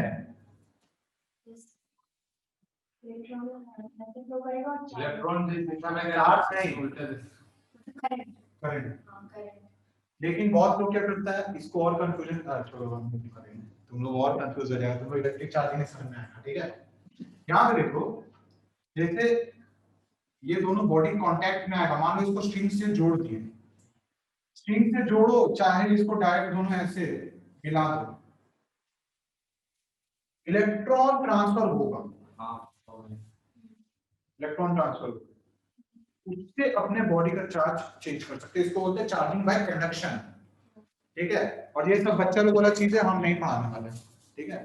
चार्जिंग बाय कंडक्शन का मतलब क्या होता है, दो चार्ज को टच किए, इलेक्ट्रॉन फ्लो होने लग गया, क्यों? क्योंकि इसके पास एक्सेस है, इसके पास कम है, तो क्या होगा, फ्लो करता है, और वो भी इलेक्ट्रिक पोटेंशियल का कॉन्सेप्ट में आता है जब तुम समझेगा कि क्यों फ्लो करता है, ठीक है।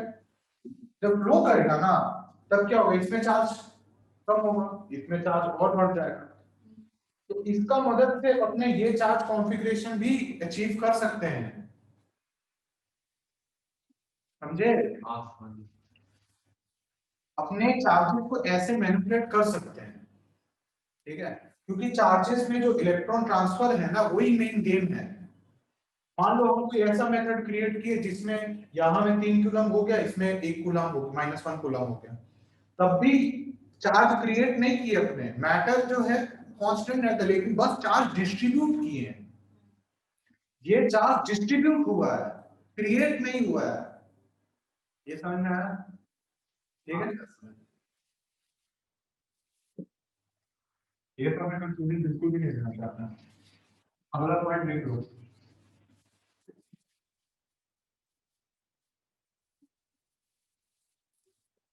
इनवेरिएंसी का पॉइंट हो, हाँ, चार्ज इज इनवेरिएंट, लिखो तो सही। चॉकलेट खाए नहीं, पहले टेस्ट के बारे में बात करने लग गए, ये क्या है, charge is invariant,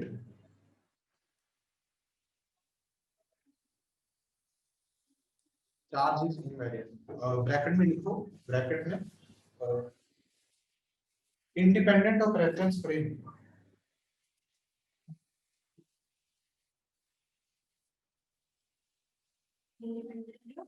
reference frame पढ़ा है ना, नहीं पढ़ा, ठीक है, चलो 11 तक तो बहुत ज्यादा कमजोर था तुम लोग का, चलो हंसने का मतलब नहीं, वही तो दिक्कत है, सर नहीं पढ़ाते तो खुद पढ़ना चाहिए, वही तो मैडनेस होता है, हम खुद भी पढ़ते ही रहते हैं, चलो कोई बात नहीं। रेफरेंस फ्रेम क्या होता है, जैसे हम इस घड़ी को देख रहे हैं, ठीक है, हम यहाँ से देख रहे हैं, तुम वहां से देख रहे हैं, इसको बोलते हैं रेफरेंस फ्रेम। अब रेफरेंस फ्रेम क्या होता है ना, जैसे ये होता है ना, बहुत बार सुने होंगे एग्जांपल, ये एक्स एक्सिस, ये वाई एक्सिस, वो जेड एक्सिस, ठीक है। उसी तरीके से ओरिजिन जो होता है ना, वो ऑब्जर्वर होता है हमेशा, ओरिजिन से अपने ऑब्जर्व करता है, ठीक है। ऑब्जर्व करने का मतलब क्या हो गया, कि जब तुम बोलता है ना कि हाँ एक बॉडी इधर ऐसे स्ट्रेट लाइन में जाके इधर पहुंच गया, और तुम इधर से देख रहा है, तब तुम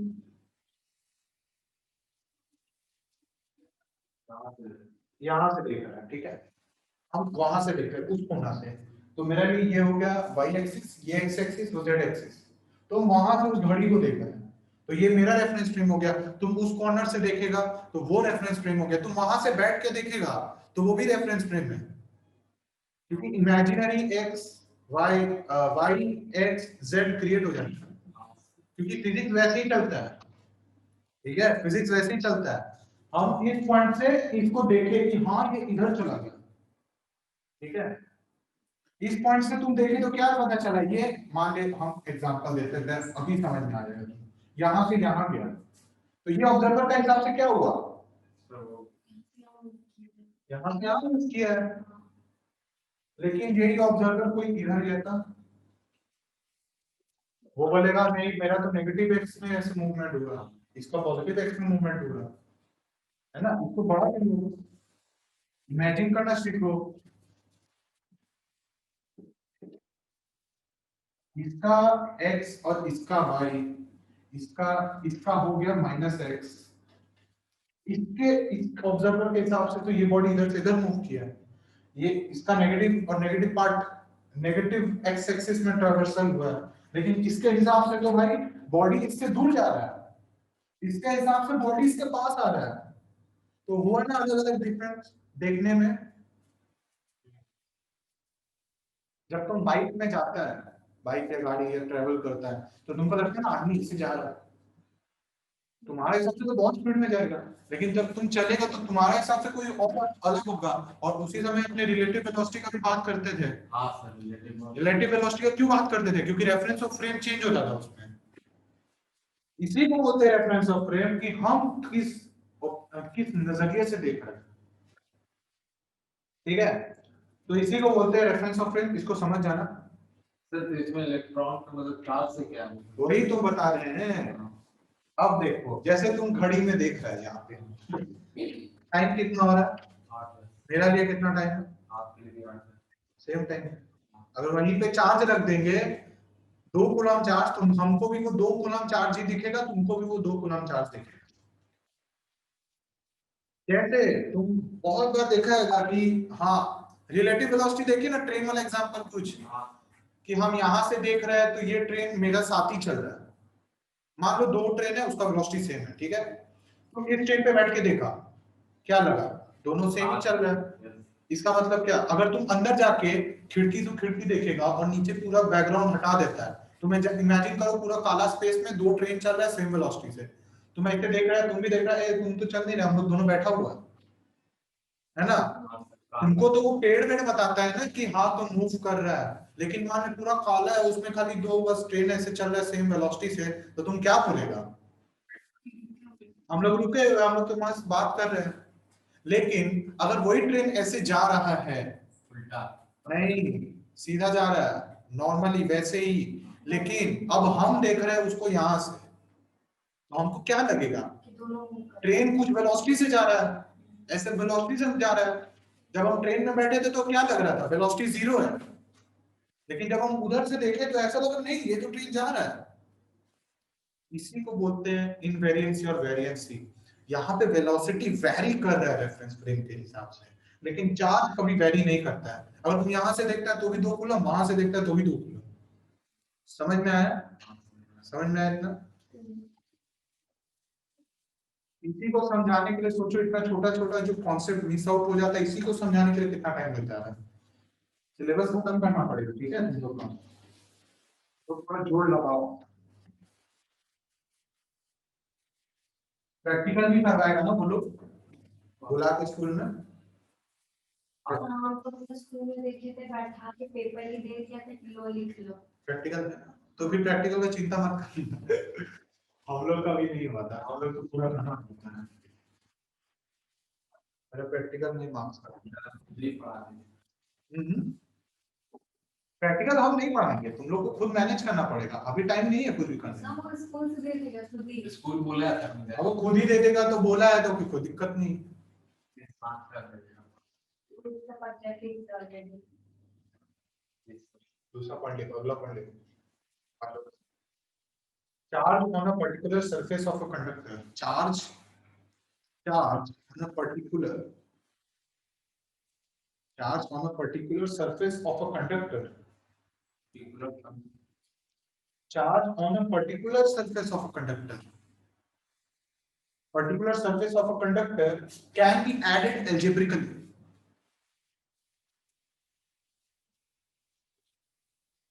Can be added algebraically.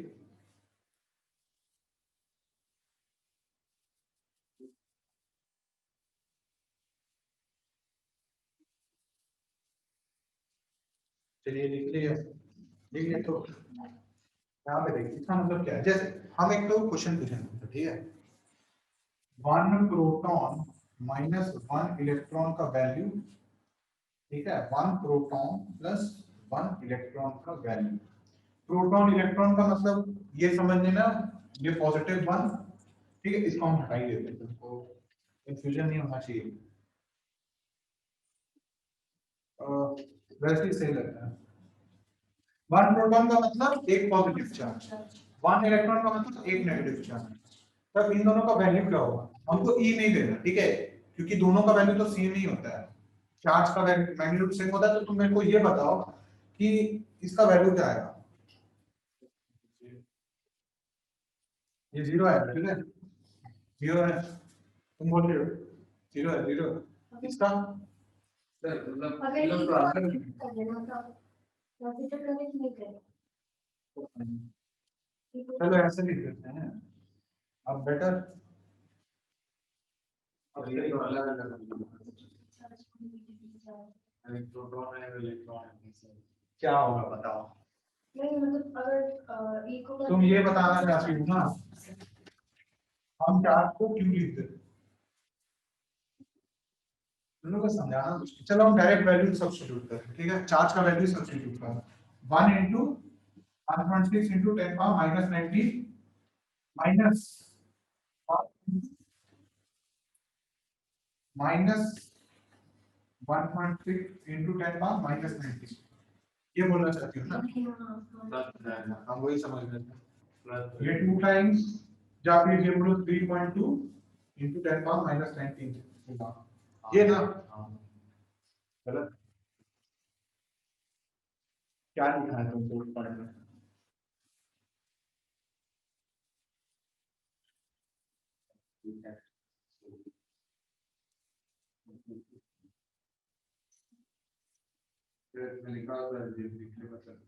added algebraically, और मतलब से उसका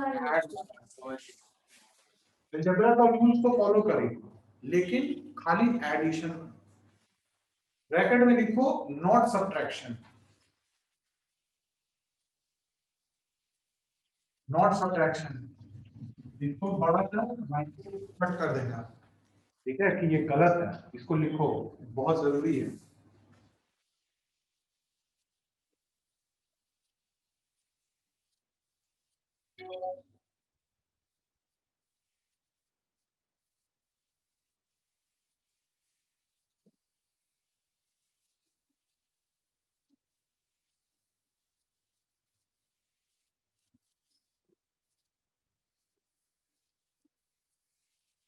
ये इसको लिखो, बहुत जरूरी है ये, अगर करके आ गए एग्जाम में भाई टीचर हंसेगा, बोलेगा क्या पढ़ के आया है, ठीक है, ये अभी भी बहुत क्लियर नहीं है, जैसे तुमको क्लियर नहीं है वैसे तुम लोग दोस्त लोग हैं उन लोग को भी क्लियर नहीं है, पूछ लेंगे ना, सब गलत ही बोलेगा, बोलेगा सर इसका वैल्यू 3.2 10 पावर माइनस 9, लेकिन ऐसा नहीं होता है, ठीक है, चार्ज का दुनिया में इसका वैल्यू 0 होता है,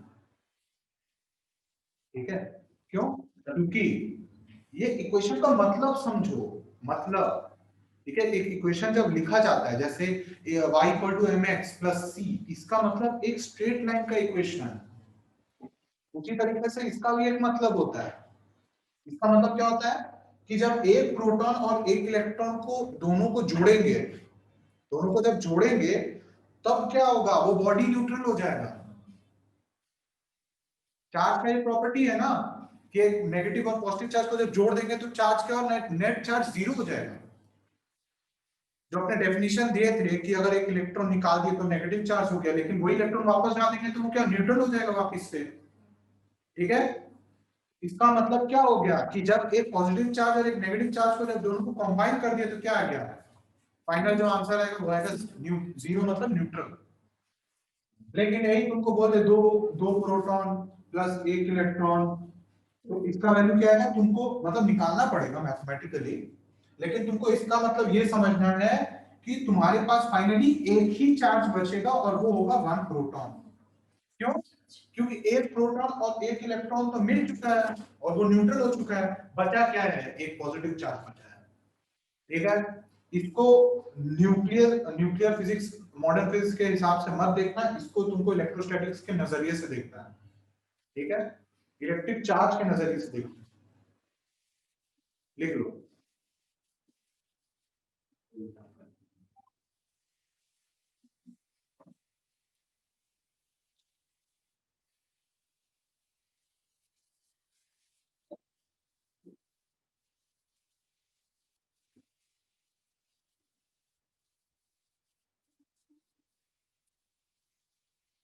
मल्टीप्लिकेशन डिवीजन होते रहता है चार्ज में। मल्टीप्लिकेशन का मतलब क्या होता है?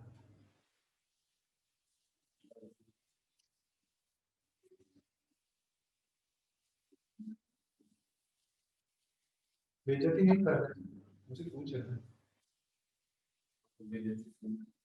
ठीक है, जब तक ये नहीं होगा, समझ में आएगा, तब तक ये फिजिक्स समझ में नहीं आएगा।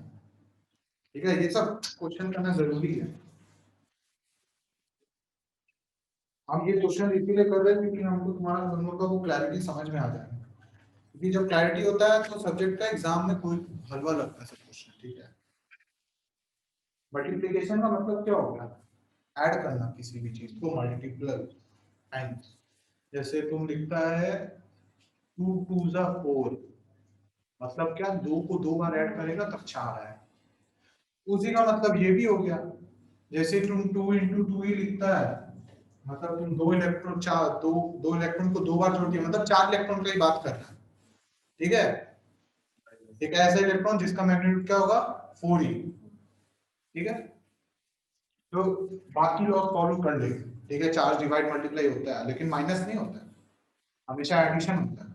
लेकिन तुमको जब बोल दिया कि हम माइनस कर रहे हैं तो इनवैलिड ऑपरेशन होता है। ठीक है, आज तो भी माइनस यही बोल चार्ज सब्ट्रैक्ट नहीं होता है, ये बोलता है। माइनस मैक्सिमम लोग जब तुम माइनस बोलेगा तो तुम क्या बोलेगा, वो नेगेटिव चार्ज का बात कर रहे हैं। ठीक है, किसी को अगर बोलेगा ना तो वो माइनस क्या, नेगेटिव समझेगा। ठीक है, सब्ट्रैक्ट बोलेगा तो हाँ दिमाग में क्लियर, हाँ दो चार्ज माइनस नहीं कर सकते। ठीक है,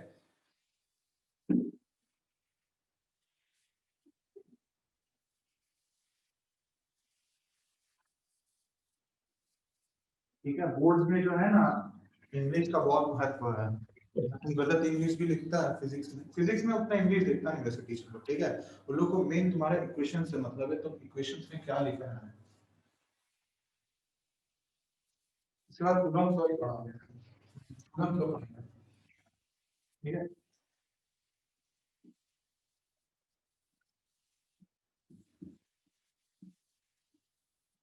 ठीक है, देखो टॉपिक कूलम्ब्स लॉ।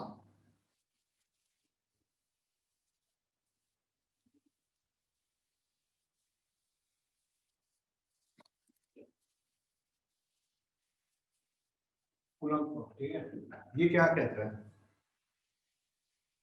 बहुत जरूरी, बहुत जरूरी, कुछ पता है इसके बारे में, बताओ। फॉर्मूला से नहीं होता है, तुमको जब हम ये इक्वेशन बोले 1p + 1e इक्वल टू क्या फॉर्मूला लॉ यही बताता है कि मतलब दो चार्ज के बीच में कितना अट्रैक्शन, पॉइंट चार्ज के बीच में कितना अट्रैक्शन, मतलब फोर्स लग रहा है वही, मतलब एक सेंटर से मतलब चार्ज का एक सेंटर से दूसरे सेंटर में कितना फोर्स लग रहा है। पॉइंट चार्ज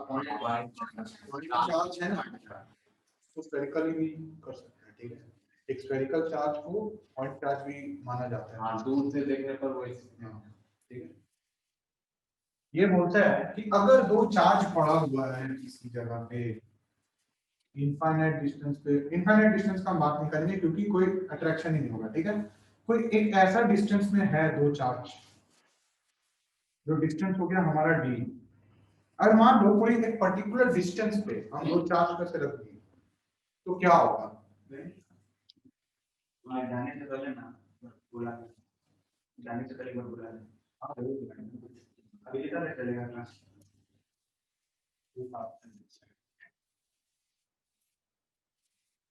सर आप जा रहे हैं?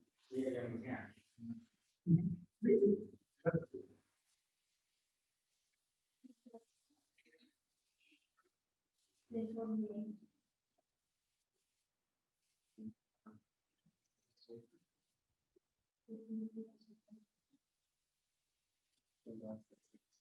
Oh, this is the one.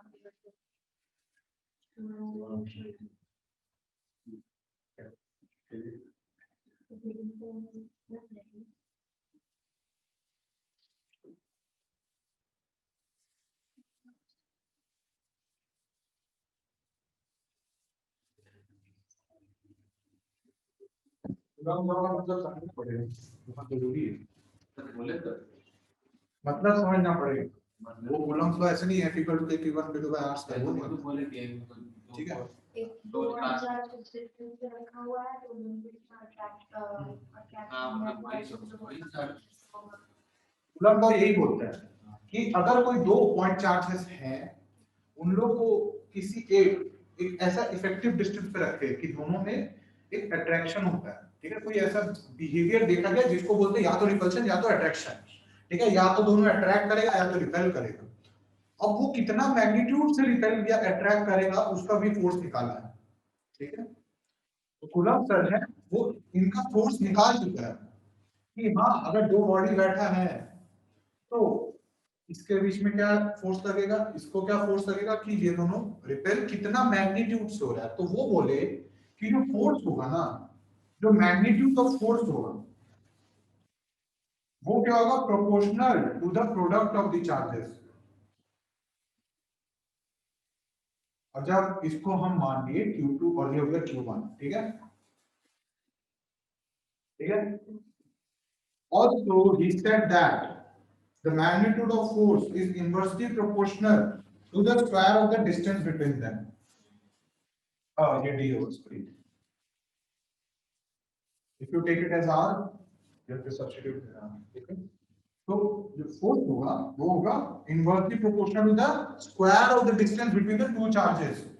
And this is the definition that you have to write in the examination. That's not Coulomb's law. F equal to K Q1 Q2. That's the mathematical form. तो लिख लो एक बार definition लिख लो।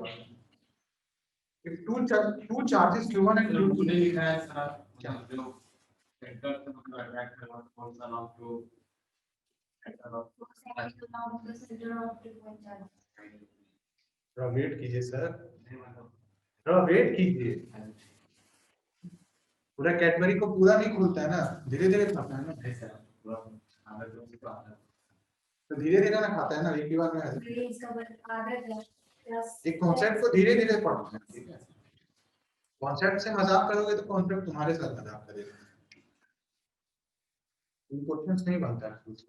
ठीक है, if two charges Q1 and Q2 are separated, charges Q1 and Q2 are separated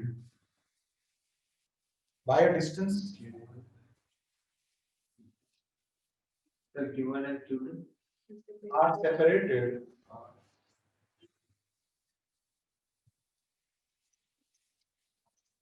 by a distance d apart,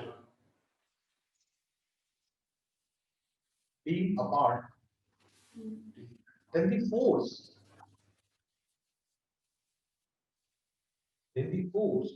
acting between them,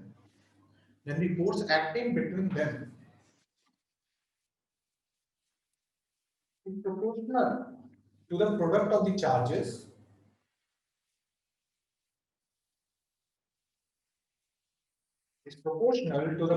the charges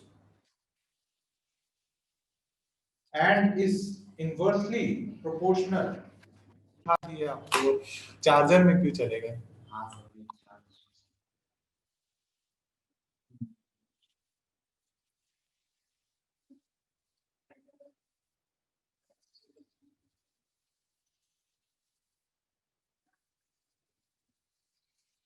okay,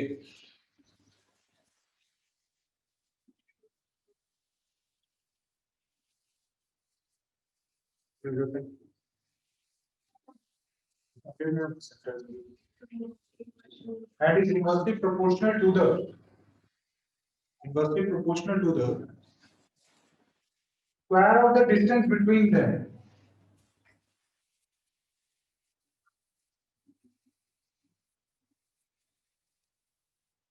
Inversely proportional to the square of the distance between them. The direction of force is always along the line joining the charges. The direction of force always Is always along the line, that's always always along the line.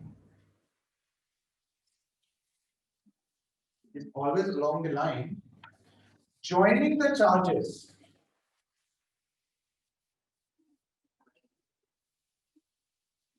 And ऐसे ही बना दिया तो आपको ऐसे करके जो होता है ना सिंपल एंड का वो बना दिया and its direction is determined by the nature of charge and its direction is determined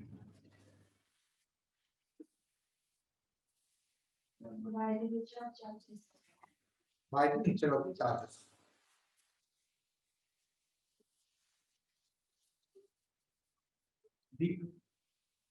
The electrostatic force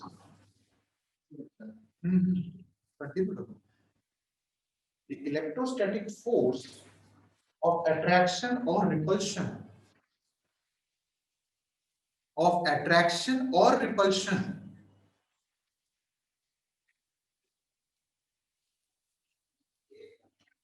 depends upon the nature of the medium.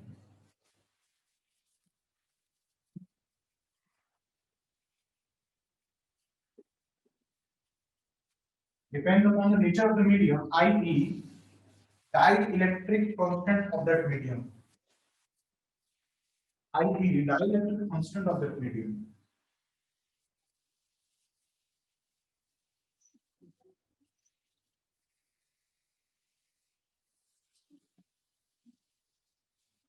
लिख लीजिए कहीं मिस तो नहीं हुआ आप लोग को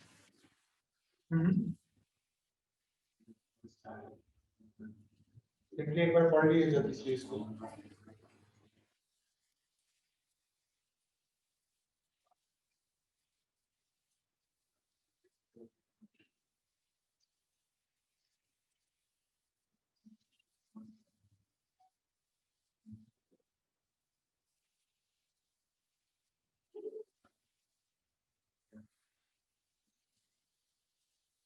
आपको क्या समझ में आया कि यहाँ पे पूरा हम उसका वो बता दिया अगर दो चार्जेस है तो दोनों के बीच में एक फोर्स एग्जिस्ट करता है ठीक है दो चार्जेस अगर कोई एक इफेक्टिव डिस्टेंस पे रखे हैं तो उनमें क्या होता है एक फोर्स एग्जिस्ट करता है उसको हमने क्या बोलते हैं इलेक्ट्रोस्टैटिक फोर्स क्यों क्योंकि ये जो फोर्स है वो इलेक्ट्रिक चार्जेस के बीच में लग रहा है ठीक है अब मैथमेटिकली पूरा जाना पड़ेगा बहुत आसान है सिंपली समझ में आ जाएगा ठीक है तो ये जो फोर्स का डायरेक्शन होता है ना वो चार्ज का नेचर पे डिपेंड करता है और ये क्यों करता है अपने बात करेंगे बहुत आसान है ठीक है मैग्नीट्यूड से पहले हम डायरेक्शन का थोड़ा बात कर लेते हैं कर ले क्या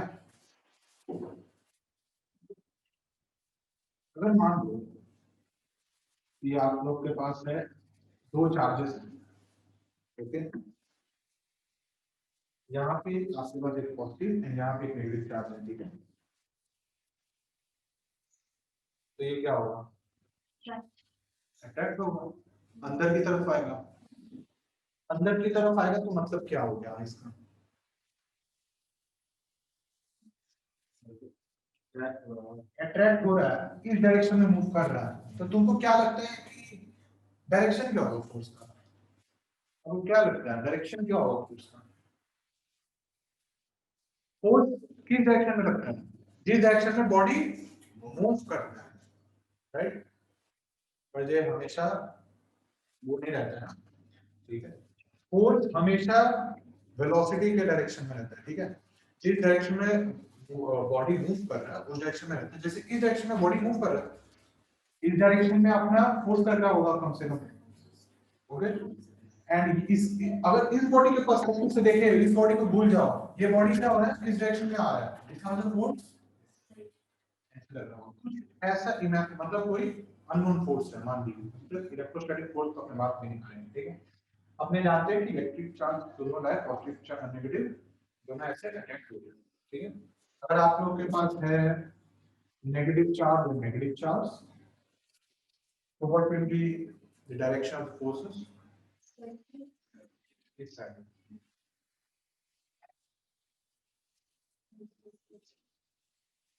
If then we have positive as well as positive charges,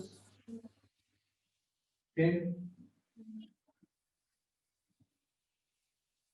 आप भी थोड़ा जोश में आंसर दीजिए सर, ऐसे हम देख एकदम देखने से नहीं होता है, ऑब्जर्व करना पड़ता है हर एक चीज को, ठीक है। जैसे ही पॉइंट लिखा है ना आपको, उसको संग संग समझ लेना है, ठीक है। ऐसा कैपेबिलिटी क्रिएट करना पड़ेगा आपके लिए, अपना बनाना पड़ेगा ना शक्ति। जैसे जैसे हम लिख रहे हैं वैसे वैसे एक लाइन को समझना बहुत मुश्किल होता है, ठीक है। थोड़ा प्रेशर दोगे अपने आप को तो बन जाएगा, ठीक है। तो आप लोग को दिख रहा है सभी केसेस में किस डायरेक्शन में फोर्स लग रहा है, किस डायरेक्शन में मूव कर रहा है, लेकिन ये डिपेंड किस पे कर रहा है, direction nature of the charge पे, क्या पॉजिटिव पॉजिटिव है, क्या नेगेटिव पॉजिटिव है, या फिर नेगेटिव नेगेटिव है, उस हिसाब से फोर्स का डायरेक्शन वेरी कर रहा है। इसीलिए तुमको उस लाइन में लिखाए थे कि it depends upon the nature of the charge, direction जो है वो नेचर ऑफ द चार्ज पे डिपेंड करता है। जैसे आप लोग को देखिए ना कितने आराम से समझ में आ रहा है कि अगर ये बॉडी अटैक हो रही है तो इस डायरेक्शन में फोर्स लगेगा, अगर रिपेल हो रहा है तो दूर जा रहा है। अगर आपको नहीं समझ में आ रहा है कि बॉडी कैसा है तो दूसरा बॉडी को भूल जाइए, और मान लो इसका निकालना है आपको, तो अगर इसको नहीं देखेंगे तो ये तो उधर मूव कर रहा है ना, तो इस हिसाब से अपने फोर्स का डायरेक्शन कैलकुलेट कर लेते हैं, ठीक है। ये बहुत आसान है, लेकिन इसको एक अच्छे तरीके से समझना पड़ता है। अब इसमें छोटा सा आपको कॉन्सेप्ट मिल गया कि जिस डायरेक्शन में बॉडी मूव कर रहा है उस डायरेक्शन में फोर्स लगता है, ठीक है।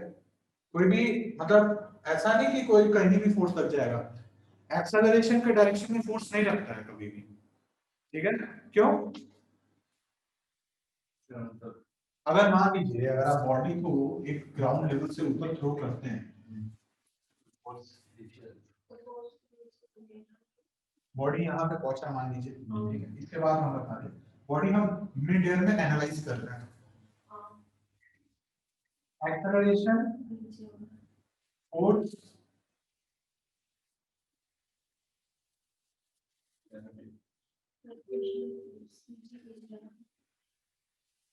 फोर्स के डायरेक्शन में एक्सेलरेशन है, ठीक है, क्योंकि ऊपर से जीरो वेलोसिटी होता है, बस नीचे आता है जी का ही एक्सेलरेशन, लेकिन हम इस एक्सेलरेशन से देखते हैं, ठीक है। अगर मान लीजिए यहाँ पे आपको बॉडी को मिड एयर में एनालाइज किए, हमारा ये एक्सेलरेशन ए नीचे आ गया जी सर, लेकिन बॉडी को रिटार्ड कर रहा है ना, स्लो हो रहा है ना, बॉडी एक पॉइंट में जाके ऊपर रुक गया फिर नीचे आया, तो यहाँ पे आपको क्या दिख रहा है कि बॉडी रिटार्ड कर रहा है, मतलब जी का एक्सेलरेशन ज्यादा है, जी का एक्सेलरेशन ज्यादा है, तो नेट एक्सेलरेशन नीचे की डायरेक्शन में ही है, मतलब फोर्स नीचे नहीं लग रहा है, फोर्स तो ऊपर लग रहा है, एक फोर्स इधर लग रहा है जो एक्सेलरेशन के साथ, और एक फोर्स किसके कारण लग रहा है नीचे, जो होगा mg, ठीक है। तो ये जरूरी नहीं है कि फोर्स के डायरेक्शन में ही एक्सेलरेशन, बहुत केसेस में क्या होता है फोर्स ऑफ एक्सेलरेशन का डायरेक्शन उल्टा हो जाता है, ठीक है। अगर ये एग्जांपल से नहीं समझ में आ रहा है तो समझा दे एक मॉडल।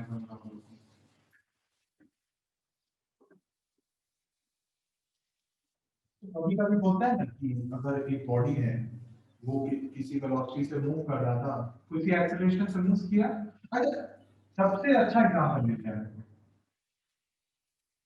एसएचएम, ठीक है। एसएचएम अगर नहीं समझ में आए तो ये वाला भी और ये वाला भी,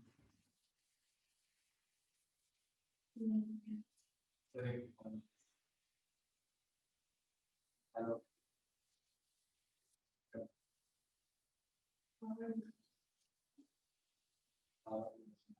नेटवर्क नहीं है।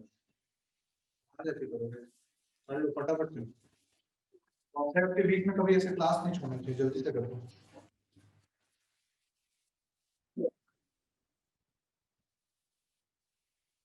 कोई दिक्कत है आपको?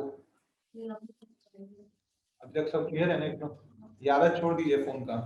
नहीं हम 2 सेकंड बैठती फोन ऐसे सब निकाल नहीं लेता है। मैंने किसी से कॉल आ जाएगा ना वही देख के साइलेंट किया वापस चले ठीक है, बढ़िया बात है, क्योंकि ये फोन ही है जो परफॉर्मेंस डाउन करता है स्टूडेंट्स का प्रिपरेशन के टाइम में।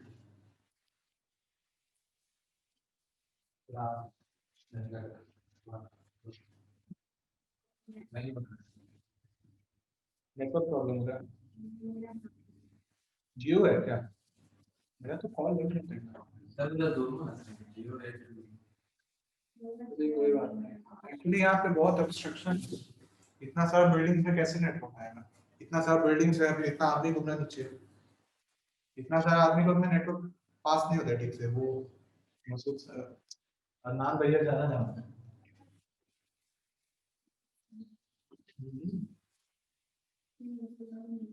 नहीं पता, अदनान भैया को जानते हो ना? इलेक्ट्रॉनिक्स एंड टेलीकम्युनिकेशन का तो सब यही सब का ज्ञान है। जितना भी सिग्नल जब कम्युनिकेशन सिस्टम्स है वो उनका पूरा वास्ट फील्ड है। मेरा कोडिंग का फील्ड है, कंप्यूटर्स का, ठीक है। चलिए कोई बात नहीं। अगर बॉडी को यहाँ पे फेंक दिए, ठीक है, सर किसी भी तरह का ऐप बना सकते हैं।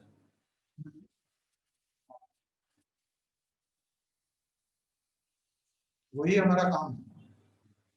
सर बनाने के वेबसाइट है, ऐप हो गया, चाहे कुछ भी कुछ अलग अलग सॉफ्टवेयर होता है वो भी बनता है। वो अलग बात होता है, वो कंप्यूटर्स में आता है। तुम लोग कंप्यूटर्स है 12 में, तो क्या है अब कुछ नहीं है, बस तो कुछ भी नहीं मेरा बारे में आपका? क्या बायोलॉजी है? बायो है, तो फिजिक्स आपको समझ में आ रहा है? हाँ हम बायो पढ़ते नहीं सिर्फ रखे ऑप्शनल में क्यों फिर बायो क्यों लिए? ऑप्शनल में क्या क्या सब्जेक्ट है आप लोग का? कुछ नहीं। एक रखना पड़ता है उसका नहीं पता हम लोग के स्कूल में एक बोला था रखने के लिए तो हम रख दिए सर अब कुछ नहीं है मेरे। देखिए मजाक में मत लीजिए, ठीक है। जो ऑप्शनल सब्जेक्ट होता है ना वो कभी कभी मार्क्स ले जाता है, मार्क्स दे जाता है मतलब। हाँ ठीक है, जैसे मेरा कंप्यूटर्स था, वो ऑप्शनल था लेकिन मेरा भी ऑप्शनल नहीं था, हम तो पढ़ते थे उसको। ऑप्शनल आजकल का जो एजुकेशन सिस्टम है वो थोड़ा चेंज हो गया है। कोडिंग क्लास 6 से चालू हो गया है। ममता दीदी नहीं किए तो पता नहीं, डब्ल्यूबी में नहीं होता है, कभी नहीं होता है, क्योंकि डब्ल्यूबी अपना पैटर्न से चलता है हमेशा। आईएससी सीबीएसई में नहीं देखता है, ठीक है। तो हम लोग का डब्ल्यूबी का पैटर्न बहुत पुराना हो चुका है, उनको अपडेट करना चाहिए थोड़ा। फिजिक्स और बायोलॉजी, मैथ्स, मैथ्स भी होगा, इतना हेक्टिक है उनका, हेक्टिक है। बायोलॉजी मजाक नहीं होता है, ठीक है। ठीक है, मेरा कहने का मतलब ये है कि फोर्स और एक्सेलरेशन का जरूरी नहीं है डायरेक्शन एक ही हो, ठीक है। एक बॉडी रिटार्ड कब करता है? जब एक नया एक्सेलरेशन फोर्स के उल्टा लगने लगे, ठीक है। कोई ऐसा एक्सेलरेशन जो फोर्स के उल्टा लग रहा है, ठीक है। तुम यहाँ जाना चाहता है लेकिन तुम्हारा बॉडी यहाँ एक्सेलरेट कर रहा है, तो एसएचएम में यही होता है। बॉडी इधर को मूव कर रहा है लेकिन एक्सेलरेशन अंदर की तरफ है, तो फिर बॉडी जीरो होता है, वेलोसिटी फिर अंदर आता है। फिर यहाँ पे क्या होता है, एसएचएम का जो मिड पॉइंट होता है वहां पे वेलोसिटी क्या होता है, मैक्सिमम होता है, और यहाँ पे एक्सेलरेशन जीरो होता है। यही एसएचएम का रूल है। स्प्रिंग को देख लो ना, एग्जांपल मान लो इसको स्प्रिंग से टान दिए, ठीक है, ऐसे टान दिए, मेरा फोर्स उस डायरेक्शन में लग रहा है लेकिन बॉडी एक्सेलरेट इस डायरेक्शन में कर रहा है, ठीक है। तो फोर्स और एक्सेलरेशन का डायरेक्शन कभी भी ऐसा नहीं है कि हमेशा कंपलसरी नहीं है कि सेम डायरेक्शन में, ठीक है। इसको लिख लीजिए, बहुत इंपॉर्टेंट है, डायरेक्शन ऑफ फोर्स।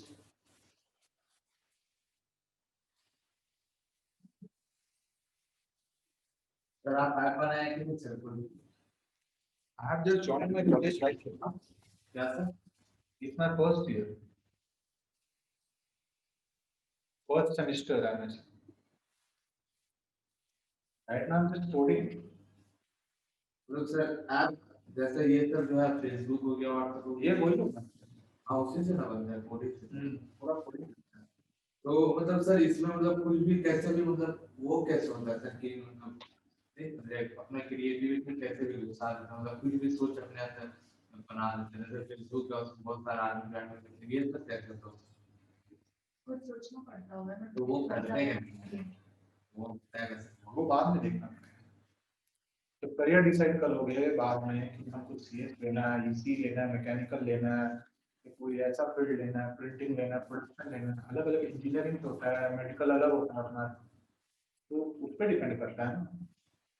ठीक है, तुम इंटरेस्ट का बारे में बात कर रहे हो, ठीक है। इंटरेस्ट नहीं बोल रहे थे हम, क्या बोल रहे हैं? वो बोल रहे हैं कोई ऐप कैसे मतलब बन रहा है, वो जैसे फेसबुक का तरह होगा या कोई गेम होगा, वो अपना क्रिएटिविटी दिखाना पड़ेगा ना उसमें। तो वो सर वो मतलब कुछ भी कर सकते हो उसमें कोडिंग से, कुछ भी, तो वो लोग भी तो कुछ भी किया ना, जैसे कि वो लोग भी तो कुछ भी किया ना, वो लोग को जो चाहिए था वो लोग वो बनाया। कोडिंग से कुछ भी किया जा सकता है, हैकिंग किया जा सकता है, ऐप डेवलपमेंट किया जा सकता है, सॉफ्टवेयर बनाया जा सकता है, वेब का जो जितना भी बड़ा बड़ा वेबसाइट्स है वो बनाया जा सकता है।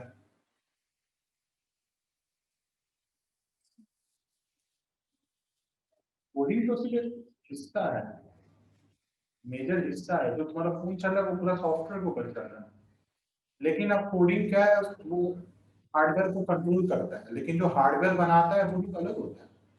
आईटी, ईसीई, ये सब ब्रांच कोडिंग नहीं करता है, ये लोग पार्ट्स बनाता है, पार्ट बनाता है या उसका देखभाल करता है या उसका फंक्शनिंग चेक करता है, ये सब काम है। और उन हार्डवेयर को मेंटेन रखना, वो हार्डवेयर किस तरीके से बिहेव करेगा कि तुम यहाँ क्लिक किया, तुम स्क्रीन में टच किया, तो फोन को पता चला कि तुम यहाँ टच किया, लेकिन तुम कौन सा ऑप्शन टच किया वो सॉफ्टवेयर के ऊपर होता है ना। कि हाँ, I have to update my app, so I will click here, ठीक है, तभी ना अपडेट वाला ऑप्शन खुलेगा। वो सॉफ्टवेयर से होता है ना पूरे, और हार्डवेयर की स्क्रीन कोई और बना रहा है, ठीक है।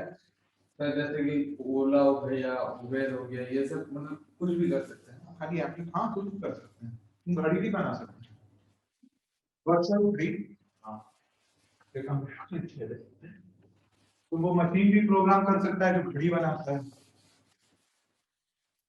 तुमको क्या लगता है, ये तो प्रिंटर पड़ा रहता है, इसमें कोडिंग नहीं रहता है, सब में प्रोग्रामिंग रहता है। तभी ना तुम क्लिक करता है तब उसको पता चलता है कि हाँ तुमको प्रिंट करना है, तब हम प्रिंट निकालेंगे, वरना मशीन अपना मन से थोड़ा ना कुछ करने लगेगा। Coding is what, giving instructions to machine. हम किसी मशीन से काम कराना चाहते हैं, उसी को कोडिंग बोलते हैं, ठीक है। आप उसमें मत जाइए, अभी अभी अपना प्रोग्राम स्टार्ट चल रहा है। होता है कि अगर दो चार्जेस हैं, दोनों इफेक्टिव डिस्टेंस में हैं, और अगर वो डी डिस्टेंस अपार्ट है या आर डिस्टेंस अभी मान लेते हैं, ठीक है, आर डी से आप लोग को कोई फर्क नहीं पड़ना चाहिए, ठीक है। जान जान उसके चेंज करते हैं, ये माइंड में एक्टिव रखता है हमेशा, ठीक है। क्योंकि अगर तुमको आपको बार बार हम सेम ही वैल्यू देते रहेंगे, आर आर आर, तो आर माइंड में छप जाता है, तो वो दिक्कत करता है बहुत, ठीक है। R distance apart and charge q1 this charge is q2, okay. तो डायरेक्शन ऑफ फोर्स क्या होगा, इनके अलोंग, इस चार्जेस के अलोंग जो लाइन है, इसी के अलोंग फोर्स जो है एग्जिस्ट करेगा, इलेक्ट्रिक फोर्स, ठीक है। And I am assuming N arbitrary direction. Arbitrary direction का मतलब क्या होगा, कोई रैंडम डायरेक्शन, ताकि हम ये सिलेक्ट नहीं किए कि ये पॉजिटिव नेगेटिव है, हम जस्ट एज्यूम कर लिए हैं तुमको समझाने के लिए कि यहाँ पे इलेक्ट्रिक फोर्स इस डायरेक्शन में, वो उस डायरेक्शन में भी हो सकता है, वो नेचर ऑफ चार्ज पे डिपेंड करता है, लेकिन अपने मैथमेटिक्स में जा रहा है, ठीक है। तो सर क्या बोले कि फोर्स जो होगा प्रोपोर्शनल टू q1 q2 और magnitude. When I am talking about the magnitude, it means that I am talking about the positive value of that charge, okay, when I say that it's -2 coulomb, but mod of -2 coulomb का मतलब क्या हो गया, 2 coulomb। so mathematics में अपने positive negative नहीं introduce कर सकते ऐसे, क्यों, इक्वेशंस बदल जाएगा, इक्वेशंस का तो -2 into -1 करेगा, फिर वो मैथमेटिक्स है। फिजिक्स में अपने प्लस माइनस रिप्रेजेंट करने के लिए पॉजिटिव नेगेटिव चार्ज, ठीक है, वो मैथमेटिकली नहीं है, ये बात याद रखना आप लोग, ठीक है। So यहाँ पे जो फोर्स था वो proportional to the product of the charges and the force, and the magnitude of force is inversely proportional to the distance between them. I could have also written r vector and mod r का square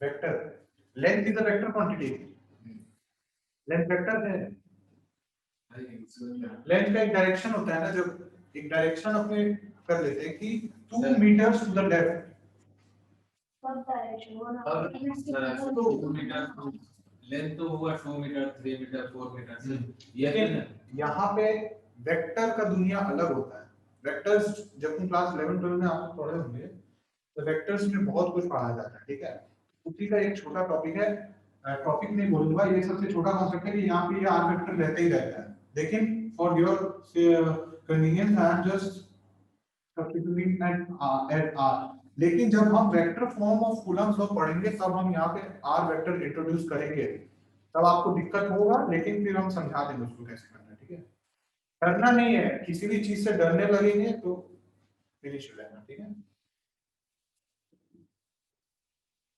तो जब proportionality constant हटाते हैं तो क्या आता है ये एक कांस्टेंट टर्म आता है ठीक है क्योंकि जब फोर्स इक्वल टू ma अपने लिख रहे थे तब फोर्स क्या था प्रोपोर्शनल टू एक्सेलरेशन था sorry proportional to dp dt था rate of change of moment that is equivalent to acceleration ठीक है और वो अपने कुछ assumptions लिए थे वो अपने बात नहीं करेंगे ये एक्सेलरेशन ही होता है तब ना m आया था बीच में m क्या है कांस्टेंट है ना ये बॉडी का मास नहीं चेंज होता है 2 किलो है तो 2 किलो ही रहेगा ठीक है उसी तरीके से यहाँ पे भी एक तो कांस्टेंट आएगा तो बोलते हैं इलेक्ट्रोस्टैटिक कांस्टेंट ठीक है और अपने आज से इसको डिनोट करेंगे इलेक्ट्रोस्टैटिक फोर्स को Fe को ऐसे ठीक है ये हो जाएगा K Q1 Q2 upon R square जहाँ पे वेक्टर का जरूरत होगा हम वेक्टर साइन लगा देंगे ठीक है और जहाँ पे नहीं होगा नहीं लगेंगे आपको समझ में आ जाएगा एकदम ठीक है हम मॉड वर्ड बार नहीं लिखेंगे क्योंकि इससे दिक्कत होने वाला है टाइम वेस्ट होगा खाली ऐसे जान जान उसके हम वेक्टर नहीं जब जरूरत है तभी वेक्टर बनाएंगे ठीक है ये हो गया हमारा Fe ये होता है मैथमेटिकल फॉर्म ऑफ कूलम्स का इसका यूनिट क्या होगा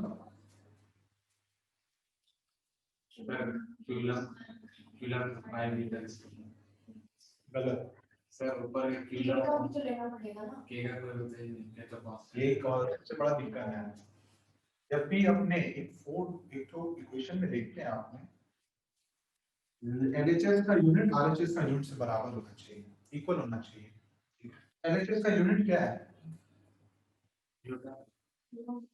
तो क्या हां सर फोर्स का यूनिट न्यूटन होता है हां तो राइट हैंड साइड का क्या होगा सर न्यूटन बराबर ही तो होता है कूलम बाय मीटर स्क्वायर ये तो होता है न्यूटन होता है क्या सर होता है क्या मतलब उसको अरे वो हमको पता है तो इक्वल तो सर वो भी तो लिख सकते हैं ना मतलब कूलम बाय मीटर जब स्क्वायर हमारे न्यूटन के वैल्यू होता है वो कूलम का वो मैं समझ न्यूटन का होता है केजी मीटर पर सेकंड स्क्वायर से लेकिन यहाँ पे अपने बात कर रहे हैं फोर्स का ये फोर्स है ना हां वो तो न्यूटन ये न्यूटन में रहेगा हां और ये होता है जो एडजस्ट करेगा इसको बोलते हैं इलेक्ट्रोस्टैटिक कांस्टेंट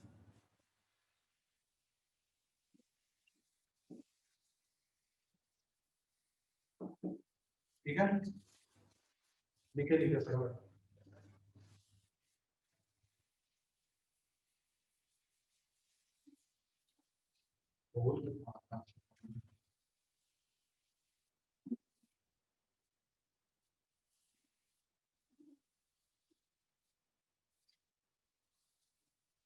सिलेबस तो कम हो गया लेवल कौन सा बात है इलेक्ट्रोस्टैटिक से वेरी बिग चैप्टर इन ये पता नहीं होता इलेक्ट्रोस्टैटिक्स बहुत बहुत है जो हमारा कॉपी ये पूरे इलेक्ट्रोस्टैट से भरती है 80% कॉपी इलेक्ट्रोस्टैट से भरती है बनाया हुआ है।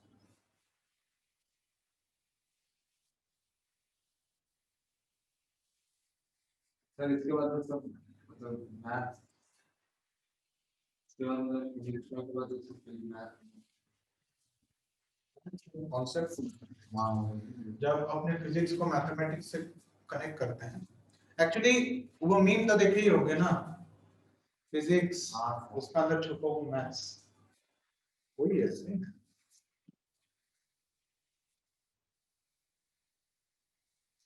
इधर मैथ को आता है क्या? ऐसा है तो वो फिजिक्स नहीं है। ठीक है, तो ये हो गया F equal to K 155 hours का। अब K क्या है? K को अपने बोलते हैं डाइलेक्ट्रिक कांस्टेंट। अब इसका मतलब क्या है वो आपने बाद में सीखेंगे, नाम से डरना नहीं है, बस हम बता दे रहे हैं। जो K होता है ना, उसका वैल्यू होता है 1/4 पाई एप्सिलॉन एक्सेल आर। सर नॉट होता है सर आर ओ मतलब रिलेटिव परमिटिविटी। हाँ हाँ सर बोलिए।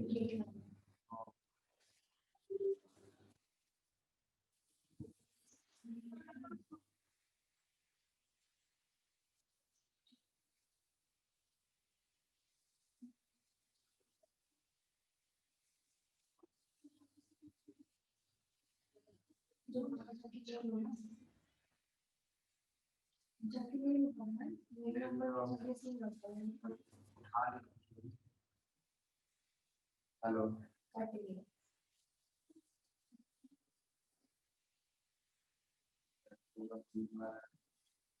ये मीडियम के लिए, ठीक है। अभी अब सारे नाम मत लिखना, ठीक है, उसके बिना नहीं समझ आएंगे, ठीक है। कॉल जरूरी है तो कॉल कर लो एक बार।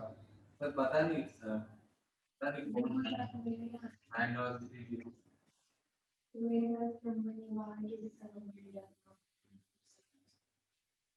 कॉल कर लो एक बार। कॉल तो कर रहे हैं अभी।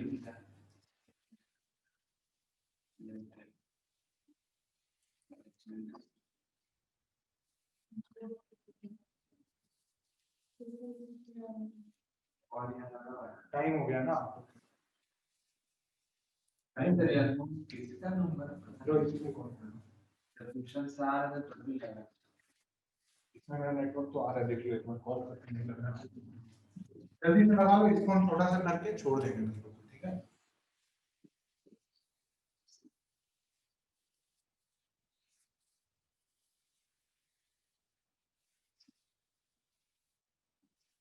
और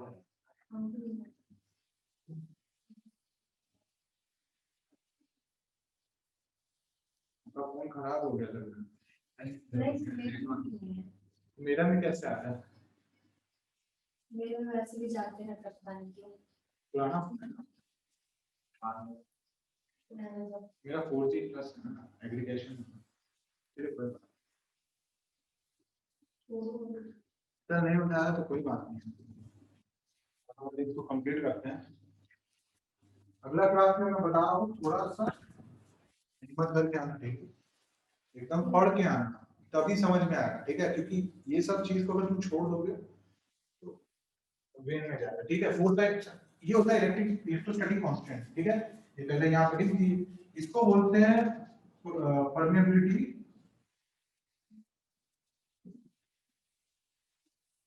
ऑफ फ्री स्पेस।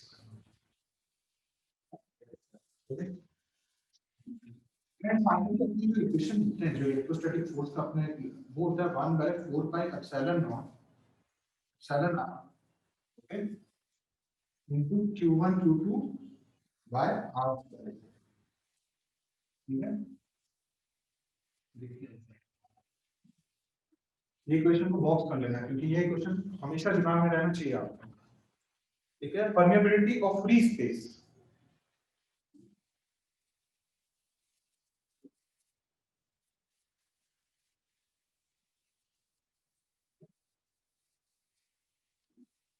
सर वो सिर्फ एयर है ना एयर नहीं, फ्री स्पेस मतलब एयर ही लेकिन हाँ भाई लेकिन अपने जो है इसको कंसीडर करते हैं नॉर्मल, जो अपने रियल में एक्सपेरिमेंट होता है, ठीक है।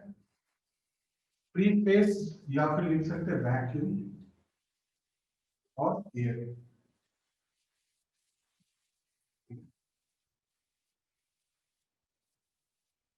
ठीक है आप। चलिए आगे बढ़ते हैं। इसका वैल्यू क्या होता है? 92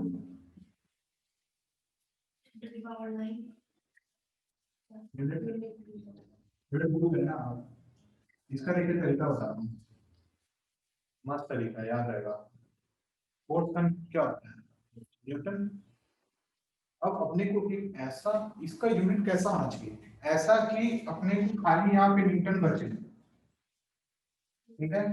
तो इसका यूनिट पहले हम लिख दिए न्यूटन, क्योंकि इन सभी क्वांटिटीज में कोई भी न्यूटन नहीं दे रहा है, ठीक है। कूलम न्यूटन नहीं देता है, आर भी न्यूटन नहीं देता है, ठीक है। तो इसको करने के लिए अपने टेक्निक लगाते हैं, ये ट्रिक है याद रखने का। अगर बाई चांस एग्जाम में भूल गए गलती से, ठीक है, गलती से भी भूल गए, तो उसमें क्या करेंगे, ऊपर अपना आगे न्यूटन, लेकिन अगर आप इसका पूरा ओवरऑल यूनिट लिखे, ओवरऑल यूनिट लिखे इसका, ओवरऑल यूनिट मैं समझाऊंगा, एक सेकंड यहाँ पे आएगा। जैसे हमने यहाँ लिखे 1 बाय 4 बाय 7 नॉट, ठीक है, q1 q2 upon r square, ठीक है। इसका यूनिट हम x मान लिए, अभी अपने को कोई मतलब नहीं इसका यूनिट है। अपने किसका यूनिट निकालते हैं पहले, इसका क्या है, coulomb square upon metre square, okay. And अपने हम लोग को क्या चाहिए, न्यूटन चाहिए ना, ओनली न्यूटन। तो उस कांस्टेंट में एक न्यूटन होना चाहिए, कांस्टेंट ये k है ना, ये तो k ही है, ये k है। हम k को एक्सपेंड किए, चलिए k को छुपा देते हैं और समझ में आएगा k। अब समझ में आया, k छुपा दिए, ठीक है। अब क्या करना पड़ेगा, अपने अगर ये फाइनल जो यूनिट लिखते हैं, अगर हम k का यूनिट अज्यूम कर लिए कि न्यूटन था, क्योंकि इक्वेशन में कोई न्यूटन नहीं आ रहा था, तो फाइनल क्या आ जाएगा, newton coulomb square metre to the power -2। ये होगा, नहीं होगा। ध्यान से देखिए,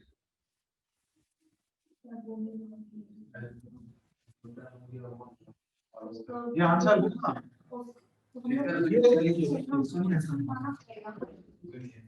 आपने अज्यूम की अभी k का न्यूटन, ठीक है। आपने ये नहीं बोले कि k का सही है या गलत है, ठीक है। अपने सिर्फ बोले कि क्या ये यूनिट, क्या यूनिट आ रहा है अपने पास, ये हमारे पास k का यूनिट है, ये चार्ज का कोई यूनिट है, ये डिस्टेंस का यूनिट है -2। अच्छा ऊपर कर लेते हैं। तो अपने क्या इन तीनों यूनिट्स में कौन सा चीज चेंज कर सकते हैं, k का यूनिट चेंज किया जा सकता है। अगर हम k का यूनिट लिख दे newton coulomb to the power -2 and metre to the power 2, तो फाइनली नेट रिजल्ट क्या आ जाएगा अपने पास, जो किसका यूनिट है। अब समझ में आया, इस तरीके से इतना ज्यादा दिमाग नहीं करना, ठीक है। कितना आसानी से निकाल लिए k का यूनिट, ठीक है, newton coulomb to the power -2 metre square, okay. And ये बात याद रखिएगा, एप्सिलॉन नॉट क्या होता है, कांस्टेंट वैल्यू होता है, ठीक है। इट्स अ कांस्टेंट वैल्यू, जो जिसका वैल्यू क्या हो जाएगा, कूलम क्यों है सर, कूलम की मीटर होगा सर, हां -2 यानी बटे में, हाँ वो कूलम तो ऊपर ही है। हां बोलिए, कहां नहीं सुन रहे सर वो कूलम सर वहाँ पे वो एंड में k का वैल्यू का जो यूनिट डाले हैं उसमें वहाँ पे c का पावर -2 किया है। अच्छा वो, चलिए ये समझ, अभी तो वही समझा रहे, चलिए फिर से समझाते हैं, एक छोटा सा, इस बार जल्दी जल्दी समझेंगे और आसानी से समझा देंगे, इस बार और क्लियर होगा आपको कि q1 q2 upon r square. अच्छा इसका यूनिट क्या होगा इस वाले पार्ट का, सर कूलम स्क्वायर पर मीटर स्क्वायर, या फिर यूं कहें coulomb square metre to the power -2, ये हो जाएगा। अपने को k का यूनिट निकालना है, एग्जाम के पर्सपेक्टिव से बता, ठीक है। हम लोग को इस पूरा का यूनिट क्या चाहिए, लास्ट में न्यूटन बचना चाहिए, बाकी सब कैंसिल ऑफ करना है, ठीक है। छोड़ दे, एक मिनट लास्ट पॉइंट करता हूं, ठीक है। जो अपने को क्या लास्ट में चाहिए, न्यूटन चाहिए ना, न्यूटन चाहिए, तो ये दोनों कैंसिल ऑफ होना पड़ेगा। कैंसिल ऑफ करने के लिए क्या करना पड़ेगा, इसमें क्या आना चाहिए, एक न्यूटन आना चाहिए, एक कूलम स्क्वायर उल्टा होना चाहिए और मीटर स्क्वायर मल्टीप्लाई होना चाहिए, क्योंकि ये ऐसा है ना, इसका यूनिट ये था, हम के का यूनिट लिखे एंड इसका ये यूनिट था, और जब तुम इन दोनों यूनिट को मल्टीप्लाई करता है तो फाइनली क्या, ये कट जाएगा, ये कट जाएगा, लास्ट में अपने पास n बचेगा न्यूटन। ठीक है, एग्जाम में अगर भूल गए तो फटाफट ऐसे निकाल लेना, वरना आपको ये यूनिट याद होना चाहिए। इसका मैं यूनिट लिख दे रहा हूँ, इसका यूनिट क्या होगा, 12। हाँ भाई, आप इसमें ये सब मत कीजिए, ये वैल्यू दिमाग में छपा होना चाहिए आपका, ठीक है। अच्छा यहाँ पे देखिए, अगर k का वैल्यू यूनिट ये था तो अब एप्सिलॉन नॉट का क्या हो जाएगा, फ्लिप हो जाएगा, क्योंकि 4 पाई का कोई यूनिट नहीं होता है। आप एप्सिलॉन नॉट को k से अगर रिप्लेस कीजिएगा तो क्या आ जाएगा, 1/4 पाई k का यूनिट अपने को पहले से पता है, तो इसका यूनिट क्या होगा, newton to the power -1 coulomb to the power 2 metre to the power -2। Okay, क्योंकि एप्सिलॉन नॉट तो k के अंदर आता है ना, ऐसा होल अपने नहीं देख रहे, अपने k को सेपरेटली एनालाइज कर रहे हैं, ठीक है। यहां पे लिख लेंगे एप्सिलॉन r को लिख लेंगे रिलेटिव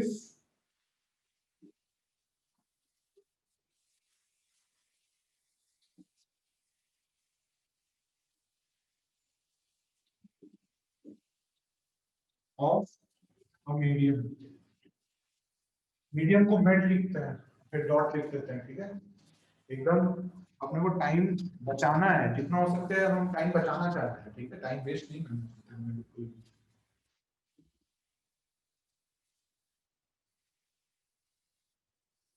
इतना बात आपको समझ में आया?